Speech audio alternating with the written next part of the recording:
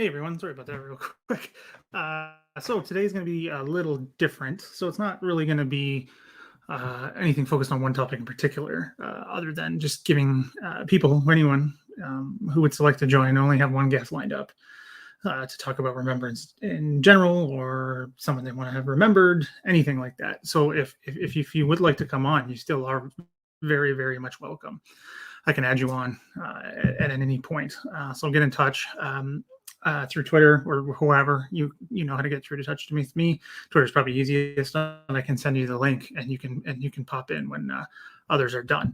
So that would be something if you want to do real quick. Can only be a few minutes. Doesn't have to be anything super formal. That's not the point of today. It's just about remembering all of that. So it's something a little different. So I'm gonna start it off.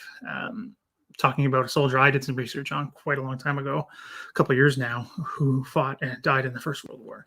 So I'm going to get that going, and then we're going to have, so that'll be a few minutes, and then I'll have my first guest on, Scott, who is waiting, but I do want to do this one real quick, just because I think it's an interesting story and one that's not really talked about too much. So I came to this story of this soldier through my grandfather, who you can see here.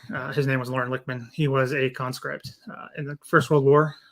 He was conscripted after a few exemptions, which we talked about when I had Pat Dennis on the show talking about conscription in Canada. There was exemptions for farmers, and he got two. His third failed because they had removed the exemptions. So I had heard about his story very briefly when I was a kid, just that he was in World War I. I had no idea what that meant. So I finally did some digging when things started opening up with all the records and found out he actually was a conscript. So he was a farmer's son and the only one left, the only adult son left on the farm during the war. So he was very much needed for labor on the farm and keeping things running, especially as the war got going. So I found out his story, did some writing on him in undergrad, and kind of took the story from there. Once I got into my PhD, I got interested in conscription in Canada in general, but also specifically where my great grandfather had served, which was at Wolseley Barracks. That was his entire war. Was, if you know that area at all, those from London and who those have served for the Canadian forces there over the many long years. It's funny to hear that because it's not a very big place. It wasn't back then as well. Anyway, this is one of the main entrances way back when. This is just off of Oxford Street in London. So this is the building that's still there and houses the RCAF Museum and a few other things, which is a great museum to visit, by the way, if you're in the London area. So this is it generally, just real brief. This is the barracks here that you just saw. And then this was all the training grounds, some temporary buildings, firing ranges, marching. You can see how much they went back and forth by the path because this is from after the war. So it's really interesting. And now this area is a grocery store now. Superstore is there. But also some of this is still under the... this is still the Canadian Forces base there. So some of it's still there. These buildings are still here and all of that, but this has now been appropriated for housing and the grocery store. So anyway, so the soldier I do want to talk about real briefly is Joseph Fryer. He was another conscript. He was, sorry, I got the details here right here from a while ago. So he was conscripted as well. He was born in Ottawa, which I think is quite funny, seeing that I live in Ottawa now. He was in the London area when he was conscripted. So he was born in 1897, but he was from the Guelph area when he was conscripted. So he got his initial medical examination late 1917 and then reported to London as well at the end of the year. So he spent lots of time, the training, all that good stuff. He went to England in February 1918, getting there in March, because again, travel takes some time. And as we talked about with Pat Dennis, there's this reserve system where different units have different, there's a process, right? So only certain units draw from certain reserve units. So he was in the 4th Reserve Battalion. And then he went through to go with the 1st Battalion in the line in August 1918. So he was there after Amiens, but joined the unit on September 6th. And they were still behind the lines at this point, undergoing training, things like musketry practice, that kind of thing. And then they're in the line in the reserve trenches around mid-September. and preparing for the upcoming offensive that we now know as the Battle of Canal du Nord, or the fighting for Bourlon Wood. So the battle begins at September 27th at 5:20 a.m. And again, and this isn't about the battle, about him. Talked about that.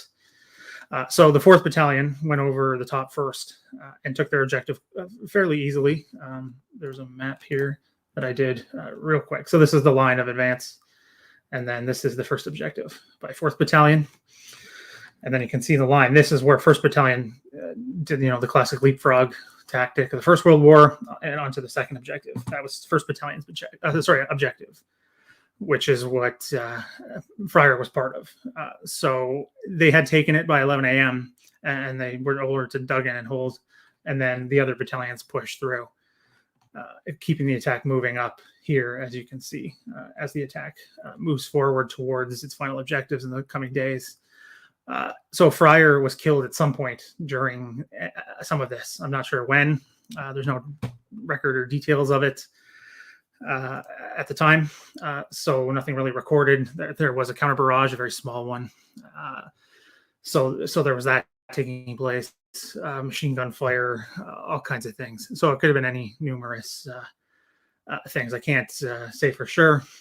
I only had limited time when I did this initial presentation 5 years ago now, so I couldn't really get too much in the details. But he's one soldier that kind of stuck with me over the years, because I visited his grave outside the Canal du Nord front line, where the attack jumped off on the other side of the canal.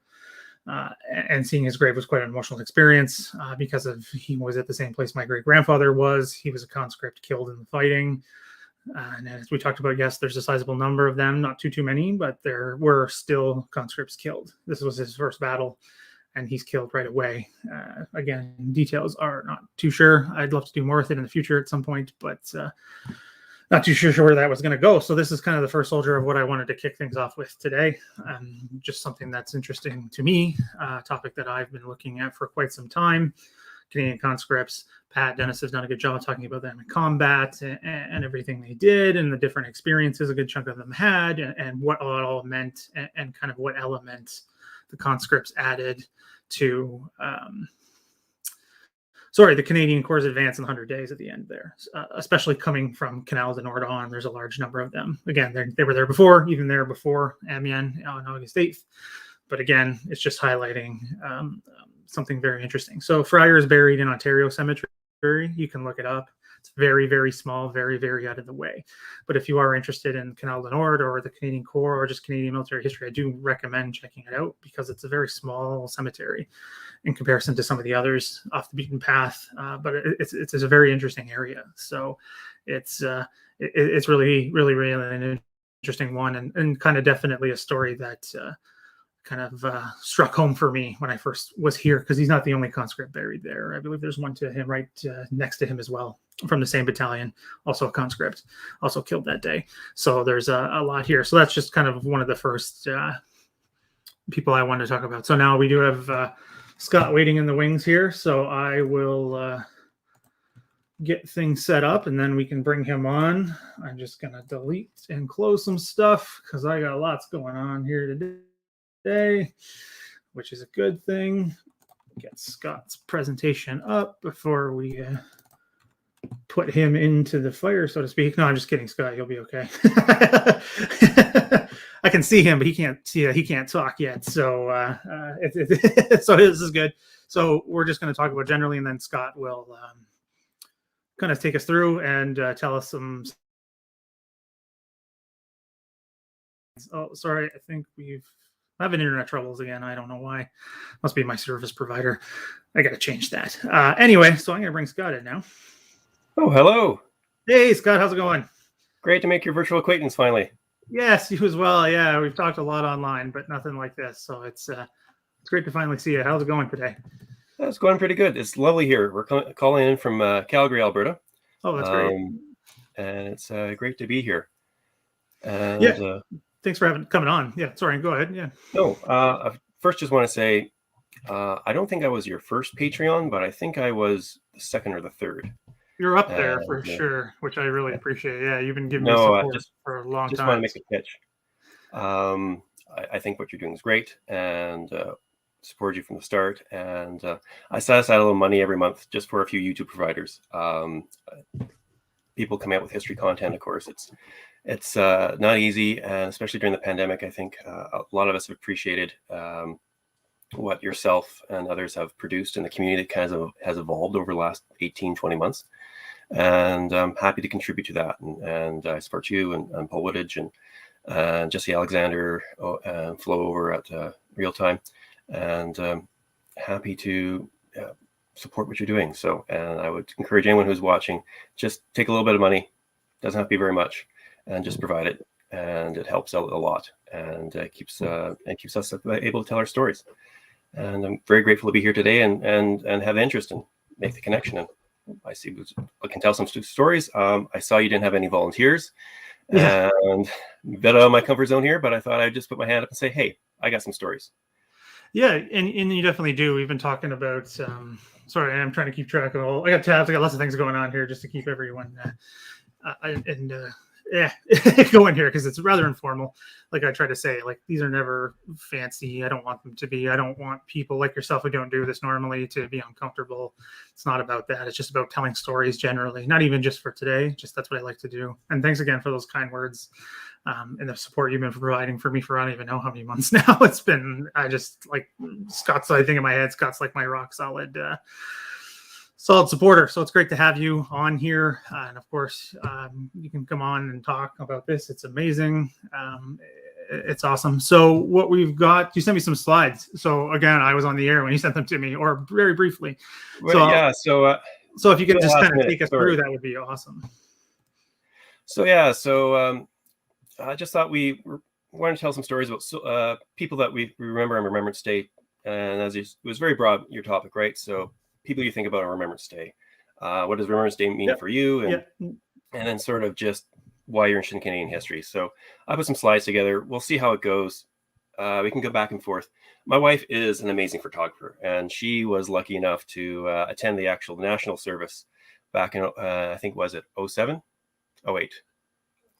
07. And so I thought great title page. This was just a beautiful shot she did of a poppy on the National War Memorial there. So I thought that we just start off with sort of that.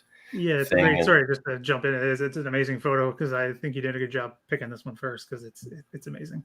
So that just sort of sets the mood here. So it's all about remembrance. And as I said, I think the question was, what does Remembrance Day mean to you? You know, for myself, as it's evolved as I've grown up and matured. I think it's evolved and changed as we as a society have grown and changed. And at the same time, it has been, constant. I think, the ceremonies, the timing, the themes, and then the actual meaning of it, which is about service and gratitude, that has remained eternal. So let's just get into it. Let's just have it, show some pictures. Go and we'll see what happens. See what happens. So I like to do things. So anyways, I want to just start sharing some photos because, as I said, my wife is a fantastic photographer, and I haven't had the honor. I've always watched the National Memorial on TV, and I think I've watched it since I was like 6 years old. It's always sort of been I don't know, ingrained in me that this is important. This is the time you take to say thank you for gratitude and think about things. And definitely in my family, both sides, there's been members in the military in my life. My great grandfather on my maternal side served in World War One. And then his sons, two of his oldest sons, they joined, and I'll talk about them in a minute. On my other fraternal side, during the Cold War, one uncle, served in the RCAF. A Diordo, who was left behind, immigrating from Russia, he served in the Tsarist Army and died in 1916. So, so Remembrance Day, you think about the family you were involved, and then as I've grown up and lived, you meet so many people, and I think with yourself as well as me and with our generation, we just grew up with veterans all around us. Yeah. Oh, yeah. And they were a part of our lives, our mentors, and so when times like this come, you think about them, and some of them actually opened up and you knew a little bit about what they talked about, and some of them you didn't, but you're a part of their life. And then later on, as you get interested in history and you find out, oh, you were there. You were part of that. Yeah, for sure. So you think about that. And then I think the focus always has been sort of in the Great Wars, World War I, World War II, and then Korea. And then because our generation has grown up and life has passed us by, I think it's evolved and changed. I think I'll talk about my father-in-law and my mother-in-law in a minute here, who served in the military as well. But I think we can both remember back in the 80s, unless you fired a weapon in action, you weren't a veteran. Right. And I think over time our senses evolved for service, because especially during the Cold War, in the Cold War Museum exhibit here at Calgary at the military museums, the memorial wall has 983 names on it, and it's growing, of men who were lost in operations, lost in training. Just this past 18 months, we've lost service people, as well. And so, it's remembering service and sacrifice, throughout our history and in the world. So, I think that's a good point to make, Scott. Sorry, I don't want to cut you off there, but I think it's a good point to make, and something I didn't really have any goals with this other than just kind of give people a platform. But I think, and this is something I've thought about, like you just mentioned, right? That whole, unless you fired a weapon in anger or something in combat, that was it. That's all that counted for, right? And in a particular conflict, and now that's obviously changed, and we're kind of trying to take what that can mean. I mean, I know there's lots of people even watching right now who are very into these topics and understand all the different, even just parts of operations, right? And what it takes to do these things, right? You can be the toughest soldier on the front line, but if you don't have the guys behind you getting you bullets and food, your toughness doesn't mean too much, right? So like this is really important to keep in mind. Like there's all those people behind the lines, and then there's the non-world, like you said, the Great Wars, I think is a good way to put it for Canada, especially. We're World War I, II, and Korea, and then everything after that. I mean, it's a great thing to remember, and something that I think is taking on more of a recognition, is that these are just as important. But go ahead, Scott. I just wanted to get that in there because I think it's a really good point. No, it is a good point. And maybe next slide. A couple more pictures here. Again, my wife did some amazing photography here, and it just and I think we got like a bit of a Dutch angle here underneath the it's a cool shot. Section 1. But when you're laying wreaths at the memorials, because of volunteers and time, usually at a small town or memorial, you'll have half a dozen, maybe a dozen, or maybe more. Whereas the National Memorial, everybody comes out. You have every organization, every service organization, and you just, the amount of and I think at the high macro level, I think we all go through this. We think about the whole nation effort, the whole of society, and then all those segments of society, and every battalion, every I think there's so many pictures she had. Like there was wreaths with the Polish community on it, and so just the amount of everyone who was involved, right? You think of the macro level of the sacrifice, both in lives and material and time and effort, and then everyone doing their bit on this day, saying, this was my little contribution to this. And so it just I think when you watch the National Memorial, and if you get the chance to actually be there in person, or it just sinks in, just like how much this country of itself it put on the line, and how people everyone holds their own little torch for what their ancestors or what their family or what their unit or part of the society did, and holds those memories dear. And I think that's just at the high level, that's just sort of, I think, one of the things it means. So I think that's a good way to put it, right? That there's there's these different parts. Like, again, that's something I try to talk about with this channel and just in generally is there's so much going on here. It's not just one view. It's not just one set of people or an overarching Canadian or allied, because we have more than just Canadians watching today. So whatever that can even mean, right? This is something that's complicated. It's multifaceted. It's again, it's a mix of everything. So I think that's just certainly something to keep in mind with this. And I think that you made a good point there with the different groups and everything. It's amazing. Again, people are loving these photos, so I'm glad you really shared them, because well, I think Brandis is loving it. So this is my wife's on camera here, just listening. So So so after my background is I have a Bachelor of Arts, just a humble Bachelor of Arts, double major in history and political science from the University of Alberta. Did it in the late 90s to early 2000s, and with a certificate in globalization studies. I am second vice chair of 783 wing of the Calgary chapter of the Royal Canadian Air Force Association. And I'm a part of it because I do have an interest in aviation, but also I married into an Air Force family. My wife was an Air Force brat. Both her parents served, and immediately I would be remiss in not mentioning a couple of big people who are good volunteers here in Calgary in the Air Force community, and who a big part of my life. And this is my father-in-law, Grant Whitson. And so he was raised in central and southern Alberta. He joined the RCAF in '56 and basically served through the early and mid Cold War. He was originally a navigator, then he was a fighter pilot, flew Canucks, saw the Avro fly. Oh yeah, yep. I heard a rumor that his squadron was supposed to be equipped, but of course that was all kiboshed. Yes. But he saw it fly with his own eyes, and he flew 104s and Voodoos, particularly 104s. And then he switched to tactical helicopters in the '70s before becoming an intelligence officer and a recruitment officer and retiring here in Calgary. And he, until COVID happened, he was a staple at the Air Force Museum here in Calgary, and has done a lot to help get that, with a strong core of volunteers, get that museum going. The Museum of the Regiments was probably the largest museum outside of Ottawa for the military. And the Navy had their own. It is, yeah. The Navy had the Navy actually had a pretty big museum here in Calgary, and they needed a new home, and so everything sort of coalesced together to expand the Museum of the Regiments into the military museums. And the Navy said, we have a space in the upstairs.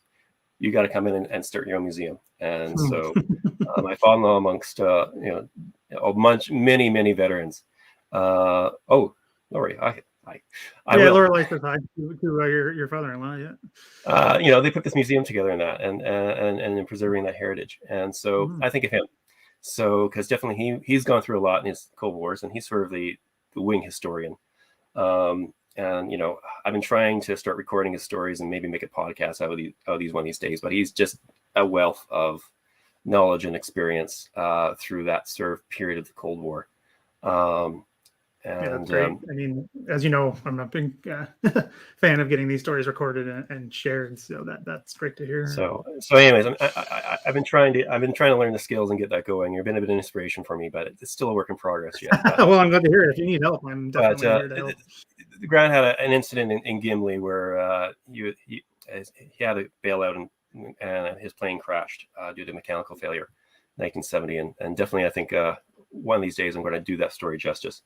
But I think of Grant, and my wife does too, when Remembrance Day comes. And then my next thought goes to the next slide, and that's my mother-in-law, Major Barbara Clifford. Now, Barb was a commanding woman. She came up, I think one day she told me, what is an anagram for woman Hitler? And I go, what? She said, his mother-in-law. Just bring it up. Sorry, excuse me.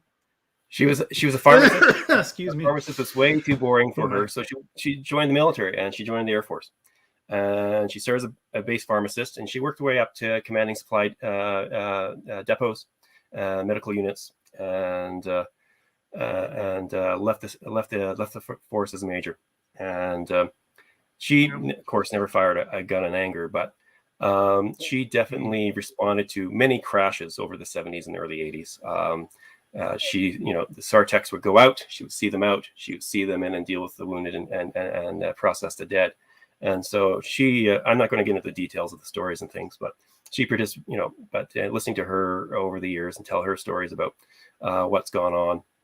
And she was the first woman officer at CFB Calgary in the early 70s. Well, that's definitely an accomplishment of itself. So which is from itself. So she was a commanding character.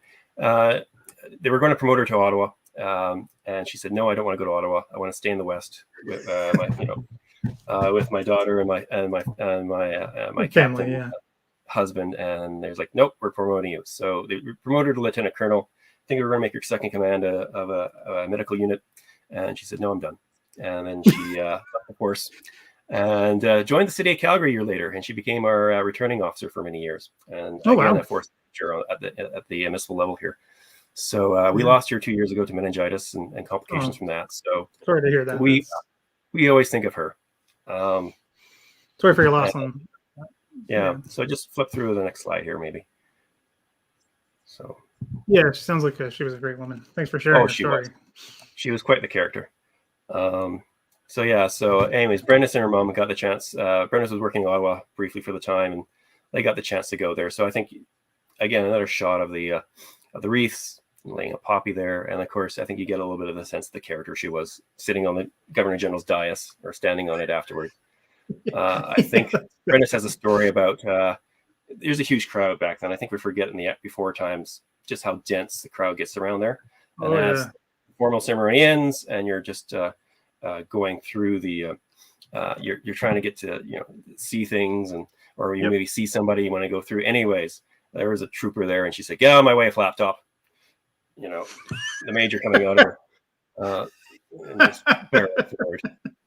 That's I could picture that happening. I mean, because I've been through those like you said, the pre-COVID, those crowds that are there, the sick of people, and everyone's milling and trying to get to the tomb of the unknown soldier and everything. That's and you can hear. Sorry, just give you a bit of a break from talking there for a second, but you get. As I'm just a civilian, I don't have any military background myself, but just you can hear the stories and the people that run into each other that don't expect to run into each other. And like, I thought one year, I can't remember, it was years and years and years ago now. I thought you guys were like actually angry at each other, but I don't think they had seen each other for a while. So they were just joking around. And I was like, well, this is going to be bad. And then it was fine. But you know what I mean? So I think there's a lot of that going on. So that story is that source great to share. And I think that kind of speaks to it. Like, that's the Remembrance Day. We think of it as like the solemn moment. There was a service. I know there was a little bit of angst because if you're watching the national service the other day, the times were completely off. It was all off. Yeah, I was there. And then you learn later there was a suspicious parcel, but then it's like everything's to the minute. There is a set pattern. You do it all the time. There's a universal, you have to have reverie. You have to have Flanders seals and last post.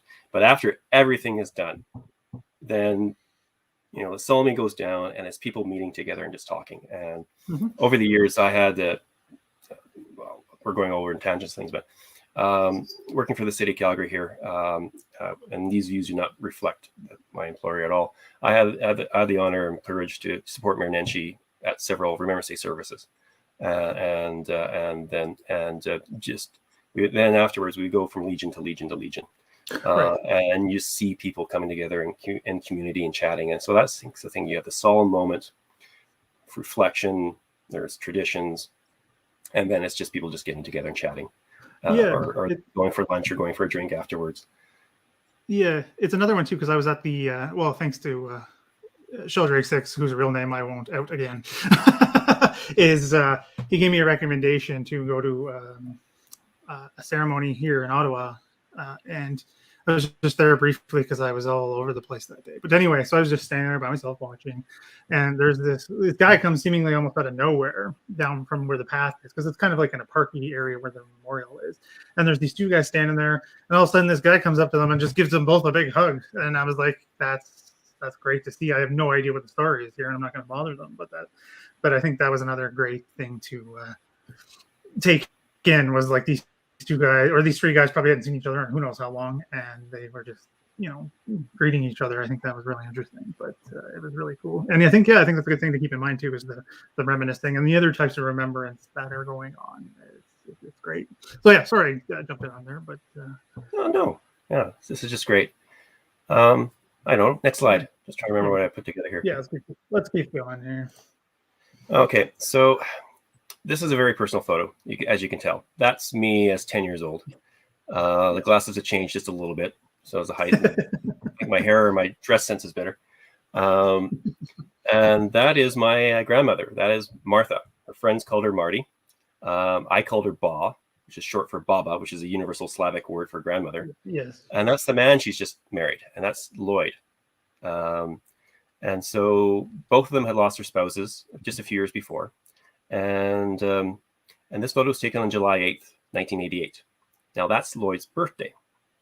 And so my Twitter account is Prairie Islander, at Prairie Islander. Yep. And it's because I was born in Vancouver Island, and both sides of my family has strong presence there, and I identify there with Central Vancouver Island, Port Alberni, Iqaluit, strongly as Central Island a lot. And then for work, we moved out to Alberta, and then another pole of families lodged in Western Saskatchewan, Western Manitoba, Eastern Saskatchewan. And so that's sort of my world. Anyway, so we're home on the island. Pa's getting remarried. Wonderful man named Lloyd. He was a veteran of the BC Dragoons. He drove Shermans in the war. When I was at the National War Museum, I think 2008. I don't know if they still have it. They have a cutaway of a Sherman. And you can see the innards. And Lloyd was rather hard. Yeah, they do. And so he joined, I think, shortly, I think about 40. He joined and into the tanks. And, you know, you understand he was hard of hearing. He had a little bit of a congenital issue. And then between the war and 30 years of working for BC Telephones. But you don't sort of realize what you kind of went through until you saw that tank, where the driver is, where the gearbox is, and that long shaft going into that diesel engine right behind you, or gasoline engine, depending on what version you got, and how much noise and rattle will be in there for how many years. So, you know, it kind of makes you sink in. But you know, yeah, so putting it up there, yeah. So Susan's a regular watch. Oh, great. Viewer, so watcher of the channel. So yeah, just as she talked about this before in different ones, but that's just great to hear, right? That people are telling other stories and how these things kind of spin. That's exactly what I wanted with today. So that's great to hear. And I'm sure these stories would have been fascinating. So anyway, sorry, go ahead, Scott. Oh no, so Lloyd was a wonderful man. He was a great step grandfather, and but he didn't talk much about the war. He was very laconic, and so there was points where I quietly would try to probe him, because I had an interest in history. And he had these sets. He when he moved into the home in Port, he had this beautiful set box, the Illustrated History of World War II. I think some of your viewers might be familiar with it. It's got like the 10 siding. It's like multiple volumes, covers the entire war. Yeah. It was written in the late 70s.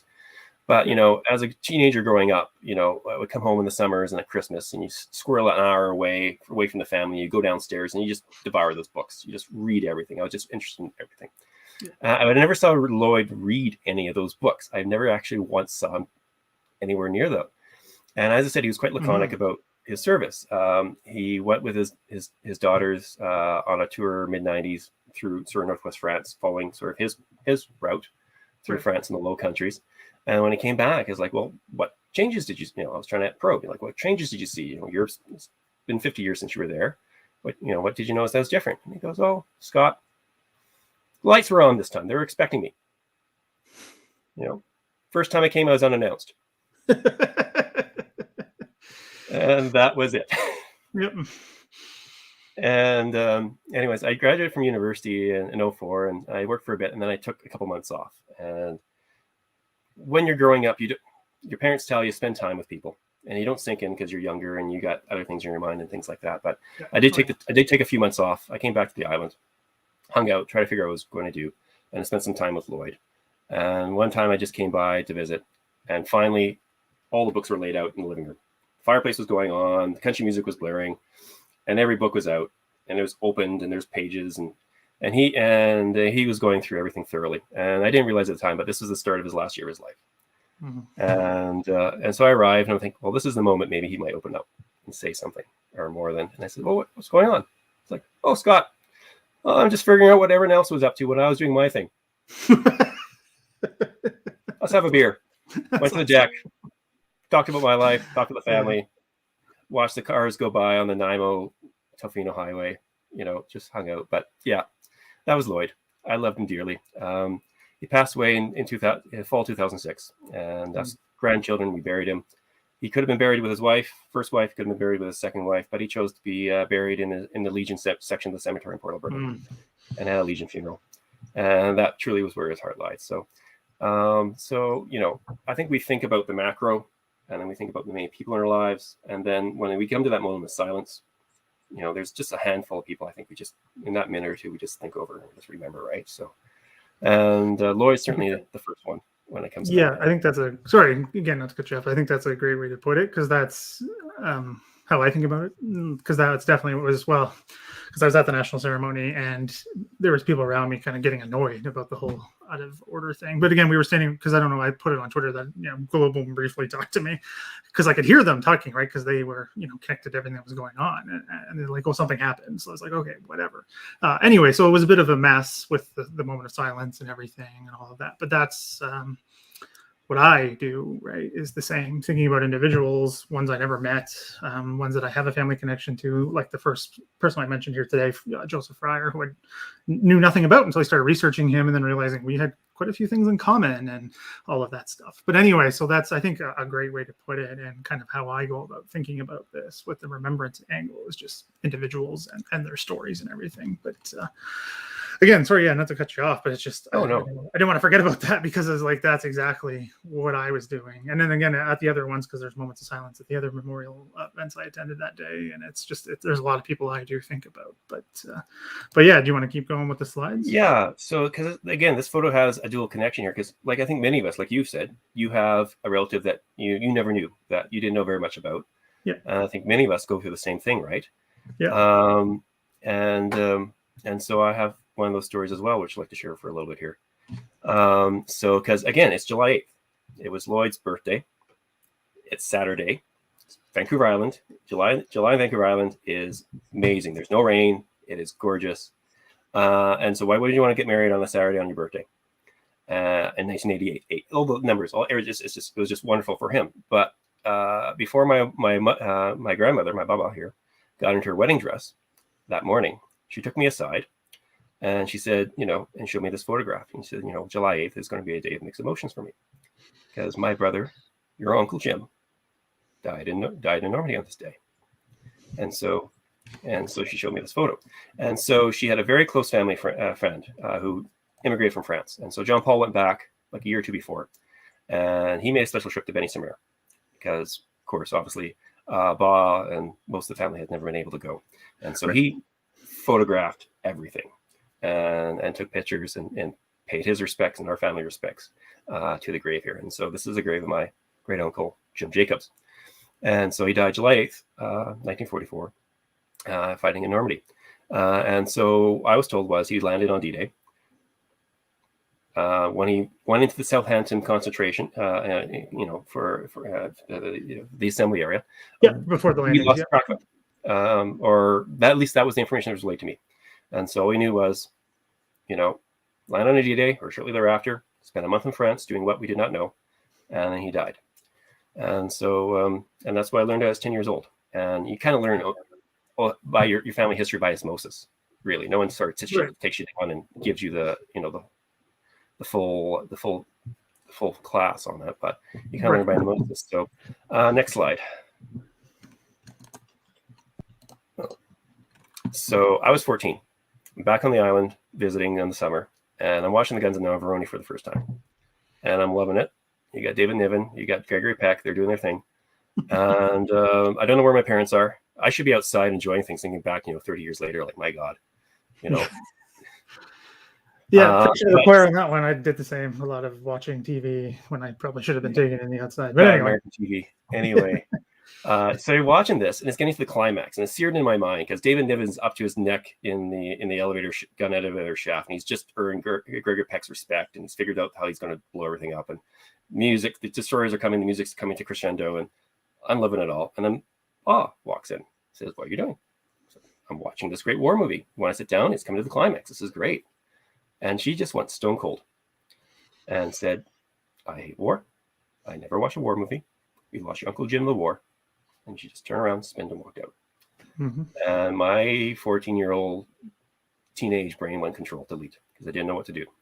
On one hand, I'm a teenager. Not going to think in the future that I'm going to have multiple times to watch this thing. But I've not seen my grandmother like that at all. Mm-hmm. Even when she was cross with me, she was never like that. And it's like, what do you do? Do you go chase after her? Do you want to have that? How's that going to? And then in my head, it's like, well, hypocrite. We watch MASH all the time. What do you think about? And then I start thinking more, and it's like, I watched The Great Escape on New Year's Eve, on PBS, and she just went into her room and did her own thing until the movie was over, and then we watched New Year's and rung in New Year's together with the countdown, and I was like, yeah, no, she's right. And that's when I kind of realized that there was a hole in her heart for her brother, and there was a hole in our family, and that's when it sunk into my mind that there was an uncle that we never knew, and that kind of radiated through the family. And that's when, at least to me, it sunk in. And so, again, Remembrance Day is, I think, from the macro to deeply personal, and we all have sort of the same experience and the same information set, and then it gets down to the personal, right? So, next slide. And so, my grandmother passed just before Christmas in '98, and over the years, I tried to probe a little bit gently about, the past, but she was focused on my mother, me, and the family, and the future, and she didn't want to think about old things. So, in the early 1999, I kind of thought one night, I'm going to dig into this. I'm going to try to find out, Uncle, three basic core questions. What was Uncle Jim like? What did he do for that month in the Army before he died? How did he die? Because those were the three things we did not know as a family, or at least I was imparted not knowing. Right. But I, being a third year undergrad at U of A history, I wasn't holding up much hope, because, as you know, the invasion is such a huge thing. There's so many thousands of people, so many. How are you going to figure out what happened to one individual? And so and the internet was young, and so I did a quick internet search, and I didn't find very much. And I haven't read Tim Cook's book about history, but I think I lived it, because in the early '90s, veterans were just starting to tell their stories. I know you and me, we have a touch point about the Valiant Horror. Yeah. I know my mother and I watched that and said, is that what our great uncles went through? Is that what Lloyd went through? And then watching the controversy blow up. But in 1999, in January, I didn't learn much. It's like, I'm at the University of Alberta. I get the 4th largest library in the country at my disposal. Yep. And besides official war histories, I couldn't find a regimental history. I couldn't find anything. And on the internet was young, and there wasn't much. Next slide. But we did have the Commonwealth War Graves Commission. And you input the name, and this came up. And it sort of gives you sort of the first sort of key advice if you're ever trying to do any sort of genealogy or trying to track down a family member, at least from the Commonwealth side of things. So it says, Warrant Officer CSM, Warrant Officer Class 2, CSM, James Jacobs, gives his number with the RCIC. And as a civilian, all this doesn't mean anything to you. What are all these initials mean? I have no idea. I thought he was a sergeant. What is a warrant officer? What is a CSM? You're just starting out with nothing. Is like, what, and then, and it's like age 24, Benny-sur-Mer. So Regina Rifle Regiment. This is what I got. So at least you got Regina Rifles, and you can go through the official histories, and you can see the Regina Rifles landed on D-Day. You can see how they, the defense of the D-Day beaches, and sort of you can track their path. But that's very, very high level. That doesn't tell you who he was, what he was doing, who he was doing with, because those histories aren't those detailed. And so, you can enjoy history. You can read so much, and so much of our history is so broad, and it's about policy and about big events. But when you're trying to get to the macro, to the micro, it was difficult. And so I did some initial searches in '99, and I didn't find much. And then I kind of gave up. And so that waited a few years then. So next slide. So I don't know, I'm kind of being pedantic here with my search here, but in 2005, again, I'm back visiting for a few months, spending time with Lloyd, spending time with my mom, and going through my grandmother's things. And we finally opened up like the great steamer trunk. When she came out from Manitoba to the island in 48, it looks like a treasure chest. It's like what you finally think about. And we open it up, and you start going through the archaeological dig of what's in there. That's been touched for a long time. And you start getting through the old family photos. And some of them are marked with names and dates, and some of them aren't. So, mom being I'm being the interested historian. I'm bugging mom, who's this person? Who's that person? And then we start going through some photos, and I think, I don't think this is Uncle Peter. I think this is Uncle Jim. And this is my Uncle Jim. This was taken in Glasgow in, December 1943. And you could see photos with dates, because obviously things were being sent back home. And you could kind of get a sense of progress. But of course, everything ends in, early 44 or mid, or, but, and I saw his picture, and we saw it, and I found the next thing here. And this was the telegram that arrived in Winnipegosis that my grandmother, my great grandmother, and the younger brothers would have gotten. And so this is the actual telegram that you would get. So Yep. would have been wired to the CNR train station. They would have processed it and they would have typed it out. And then they would have delivered it to the home. And of course, it just simply states that, regret to inform you, Acting Company Sergeant Major Jim Jacobs has been officially reported killed in action, July 8, 1944. If there's any more information, we'll forward it on to you. That's what you get as a family when you lose a loved one. Mm-hmm. And it kind of sunk in when you hold it in your hand, like the loss kind of sinks in. And I know I'm just an echo of a family's loss, but you're digging into your family's history, a lot of the backstory, that prologue that doesn't get it really explained, that informs emotions and actions and things. So anyways, and after I saw that, I was like, okay, I'm going to go back to Alberta. I'm going to find work. I'm going to try to get my career going. And I got to take some time. I'm going to dedicate myself. I got to start digging into this again. But again, I didn't find much. And then life catch up with me. You find work, you find a girlfriend, life catches up. So next slide. Yeah. Oh, I get that. So it didn't do too much. And then this is an obituary of Gordon Brown. So it's from May 13th, 2008. So by this time, I'm political staff. I'm working for the MP in Red Deer, Bob Mills. And my job is to help citizens in the Red Deer office, support Bob in his work. And of course, one of the duties of a good contingency officer is to keep an eye on local papers. And part of that is going through the obituaries and keeping track of all that and informing the MP if something notable comes up.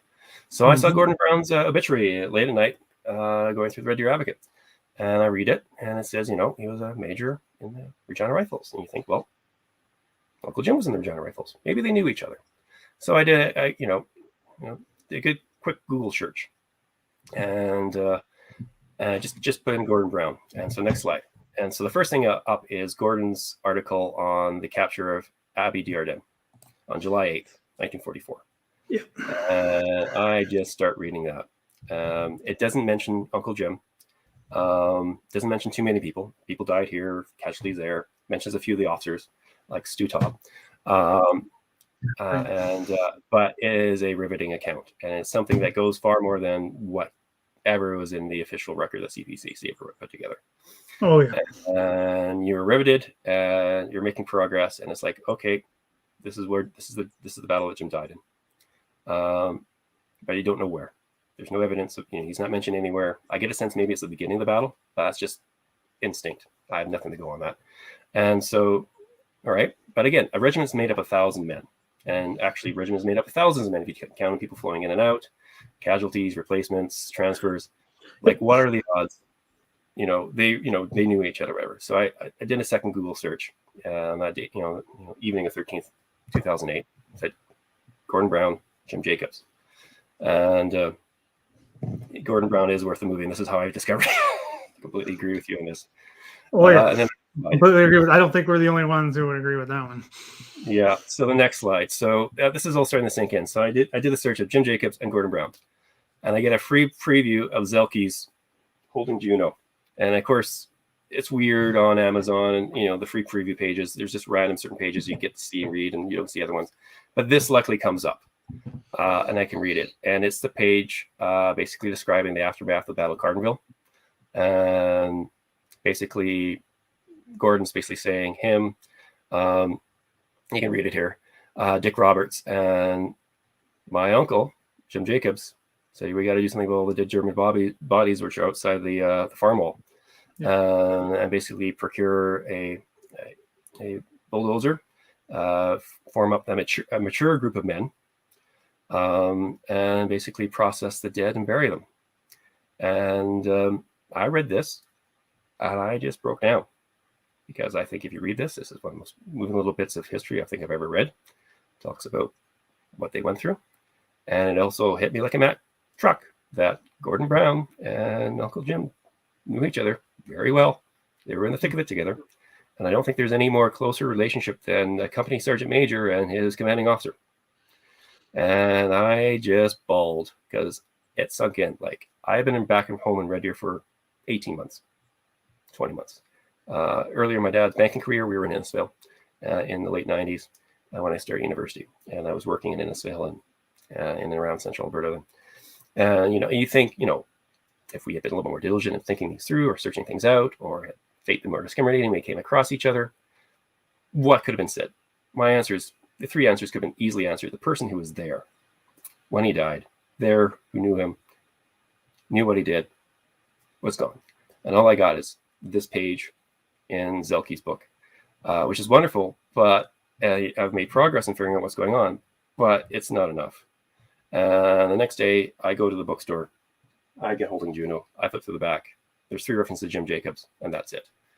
And I'm just despondent because I've made progress, but the person who could have gave myself, my family, the answers we're looking for, who could have told, who was there, who knew Jim intimately, was a friend, the opportunity was just gone. And so, yeah, I was just despondent.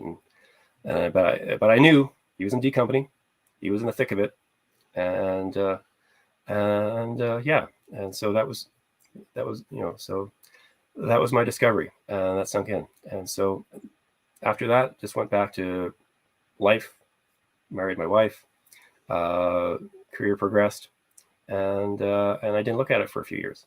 Next slide.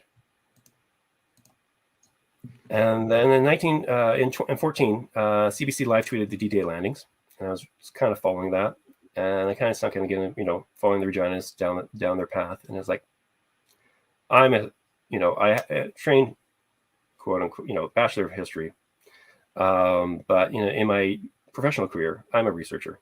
I research bills, I dig things up for my members of Parliament and for my administration. I'm an information professional. I've acquired a decade worth of skills. Mm-hmm. I need to actually slap myself in the face and actually do a proper job of figuring this out and digging into this. And so I started digging again. And a gentleman named Kevin Lambie from Calgary here as well, he encountered the same things I did back in the early 90s and early 2000s. It was hard to find any information about Regina Rifles, about what they did, about the individual soldiers. And he encountered the same problems, but instead of me going on with my life, he built this website. He dug all up the information. He put it in a very easily accessible place. And so if you're interested in the original history of the Regina Rifles, you go here to the Regina Rifles in World War II. And he broke trail for the rest of us. And so when I was ready to start digging into this, he had all the War Diaries, and all the intelligence logs up online. He had details about all kinds of things on here, photographs, and it was already a good resource for anyone who's had a Regina Rifle in World War II. And so over the next few years, I would just every evening once in a while, just dig in, read through the War Diaries, research, learn a little bit more every time. And I am eternally grateful to Kevin Lambie for that. But in the end, there's only so much you can do and research and learn. And then you got to get past your shyness and you got to ask for help. You got to engage with people. Yep. And so in January 2018, I reached out to Kevin because I had questions, because I knew Jim was in D Company, but, from the photograph, was it, what happened? People move around, things happen, and there's just some details you just can't get. So eventually you just got to ask for help. And yep. So I emailed Kevin and said, I'm Jim's great nephew, willing to wanting to find any more information you have. And again, I don't know what he's got, or, again, I'm dampening expectations, but I can find out. So next slide. Oh, yeah. Sorry, just reading the message here. Yeah. Go ahead. Yeah. Oh, yeah. And sorry. Yeah. So, the War Diaries. I should have talked about that. So you're going to the War Diaries, and on the one hand, they're very sort of sterile. If you're reading through them, they're kind of sterile and they're kind of matter of fact. And sometimes it's hard to, especially if you're reading, the whole Bretteville-Cardenville Norrie battle. Yeah. Students talking about the different things out of order. It's absolute chaos. Tanks in the rear. What the hell's going on? It's a chaotic battle. I mean, and we've talked about that on this channel with Mike Bechtold. I've got a quick little video on the aftermath of Bretteville. I mean, it's just, again, sorry, a bit of an aside, but it's confusing. It's confusing as hell, and you're just. You can study it like this, and it's just like it takes some time to understand. Even I've done that a lot, and I'm still like, oh yeah, this is back here, but then Norrie, and anyway, continue on. Sorry. Yeah, no, but the War Diaries have, so some ways it can be confusing, in other ways they have real gems, and then so this one is my favorite sort of sections, July 1st to July 2nd, 3rd, and so there's a great quote there about celebrate Dominion Day by digging. The only problem is keeping the troops from digging it out of sight. And then there is another little record. It's at the 425 mark there. And it says, D Company will have beefsteak again. Cow steps on minefield at 240 hours. Italian headquarters, suspicious of incident. And I read that, and I'm like, that sounds like a Jacobs.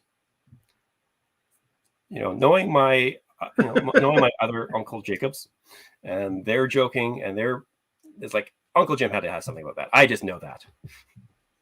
So I got no evidence. It's just got instinct. Jacobs was involved in it. I know that. So just keep an eye on that. So next slide. I totally sorry. I love that part because I've read all of these War Diaries. Right? I totally forgot about that. This happens so much in Normandy. There's cows everywhere, right? I mean, there still are cows everywhere, and I've read I don't know how many different ones of cow mysteriously died. Well, he steps on an anti-tank landmine and boom. Yeah, sure it did. Okay, that's what we're going with today. All right. Sorry. Anyway, but the humor is boring. Like you have gets to me. You got intense actions, and then you have like moments of boredom, and then weird things. Yeah, I love the humor. Like it's not unintended humor at all, right? But like going the primary sources and like things like this, like it's hilarious to me. There's all kinds of stories like that. War Diaries are great for that. It's amazing. Sorry. Anyway. No. So anyway, so I reached out to Kevin. I finally got the courage. I asked, and I was shocked what came back. Kevin wrote back and said, "Here's all the movements I have. The records are incomplete, but here, bam, bam, bam, bam, bam. He was here, here, here." And then when I know from the oral family history, I could say, and the photos I have, and what dates in the back, like I could then place. He was in the company here. He was visiting this here. He was seeing family here. He was going here, and I could just put the whole story together. And then Kevin says, he figures prominently in the veterans accounts. Gordon Brown and Keith. He died at the start of the assault on Abbey Ardennes by the counter artillery fire coming from the Germans. And boom, I had the answers I was looking for. And this was amazing, And then he CC's Dolores Hatch, which I'm also internally grateful for. Another sort of Regina Rifle historian, spoke with me and the veterans, recorded their stories. And so he CC's Dolores and says, do you have anything to add? Do you know anything? And she emails back and says Jim is prominent in a lot of the veteran stories, and here's something for you to see. Next slide. And so there was an article, there was a magazine in like 46, 47 called in Saskatchewan called Voice of the Veteran, roll call, and it was veterans magazine right after the war, when all these veterans come back, and it's about 30 pages, and in this first edition there was a column called "The Bravest Man I Knew," which the editor just he was a veteran and he said, "This is the bravest man I knew from an event," and then he put it out there that anyone who wants to submit an article about someone they thought was the bravest man they knew and the actions they did,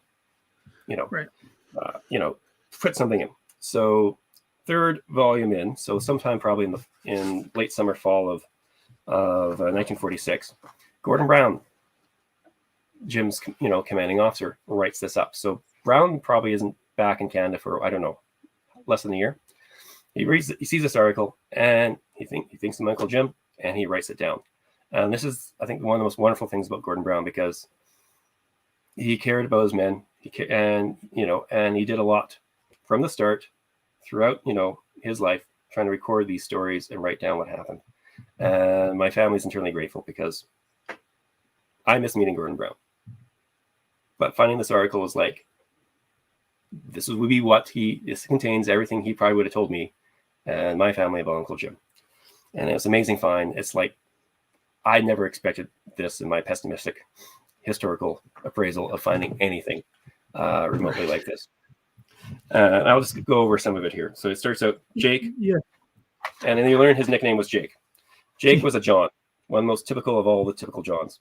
Member of the famous Regina Rifle Regiment, who trained together in England and rushed up the beaches of Normandy on D-Day, and will be remembered.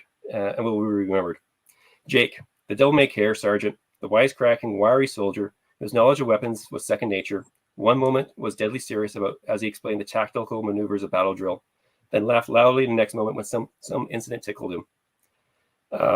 Jake was Jimmy Jacobs of native Manitoba, the toughest, kindest, bravest soldier that this writer has ever known. And it goes on. And he says, I realize this story will be concluded with a note of sadness, but it's only to deal with the humorous side of the magnificent feats of Jake, and the feats which stamped him as one of the finest leaders of all. Jake would never condone weepy descriptions. And it goes on, talks about him landing in D-Day, his landing craft hitting a mine, him being the only survivor of his platoon, being drenched, and him saying, well, I am a platoon, and I'll carry on my platoon's duties. And it goes on to say, but his career as a platoon was short-lived when they promoted him to Company Sergeant Major in D-Day +2, because Company Sergeant Major Danny Yu died in the assault. And then he goes on and describes Capricat and then Cardenville, and describes the incident where at Cardenville, as the German tanks and the SS troops charged through and all around our position, Jake's hearty laugh boomed out. Fighting was almost unbelievable. As the solid stone buildings collapsed and burned, great holes appeared in the walls. But this was what Jake has been waiting for. He loved every minute of it. Grenades came flying over the wall, and the Johns dived down to their slit trenches.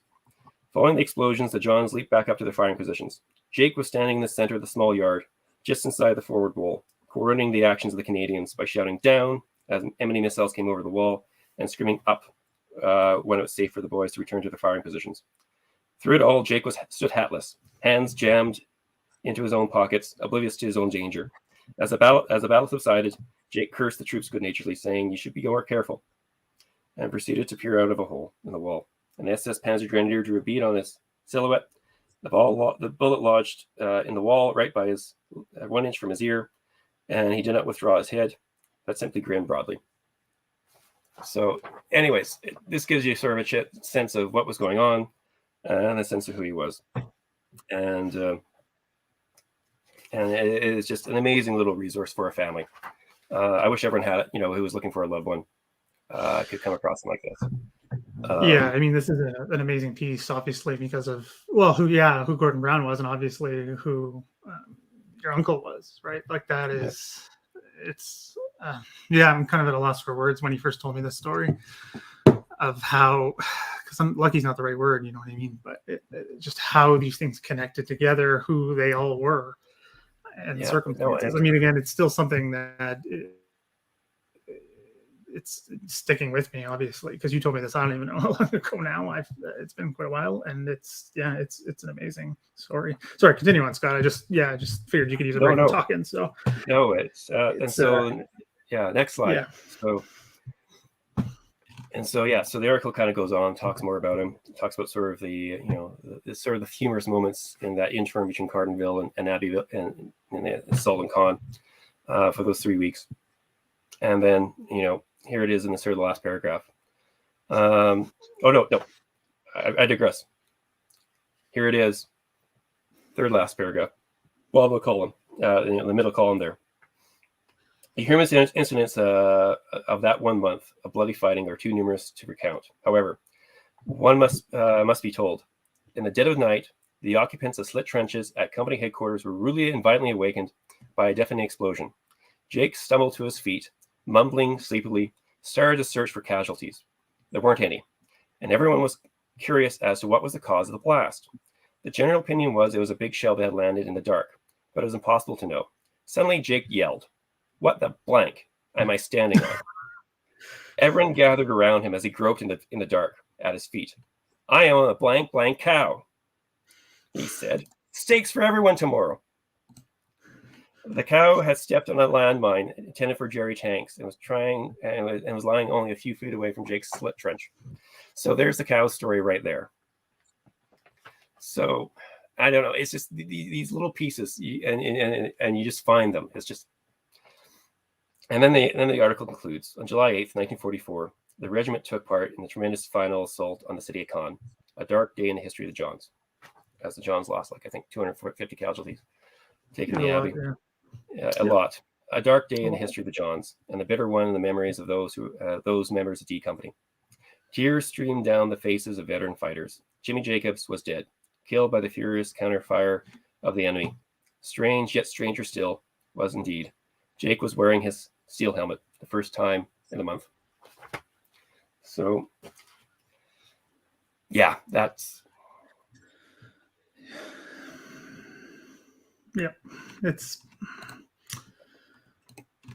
family story.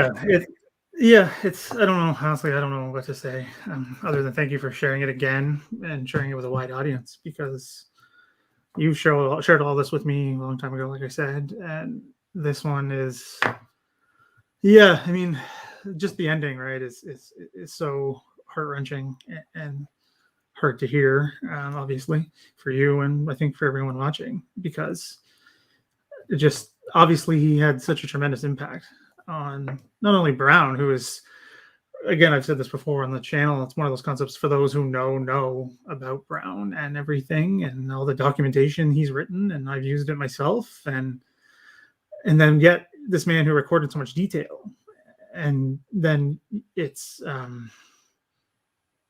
lacking. But I think because, and again, I don't know Brown either myself, but it must have been so painful.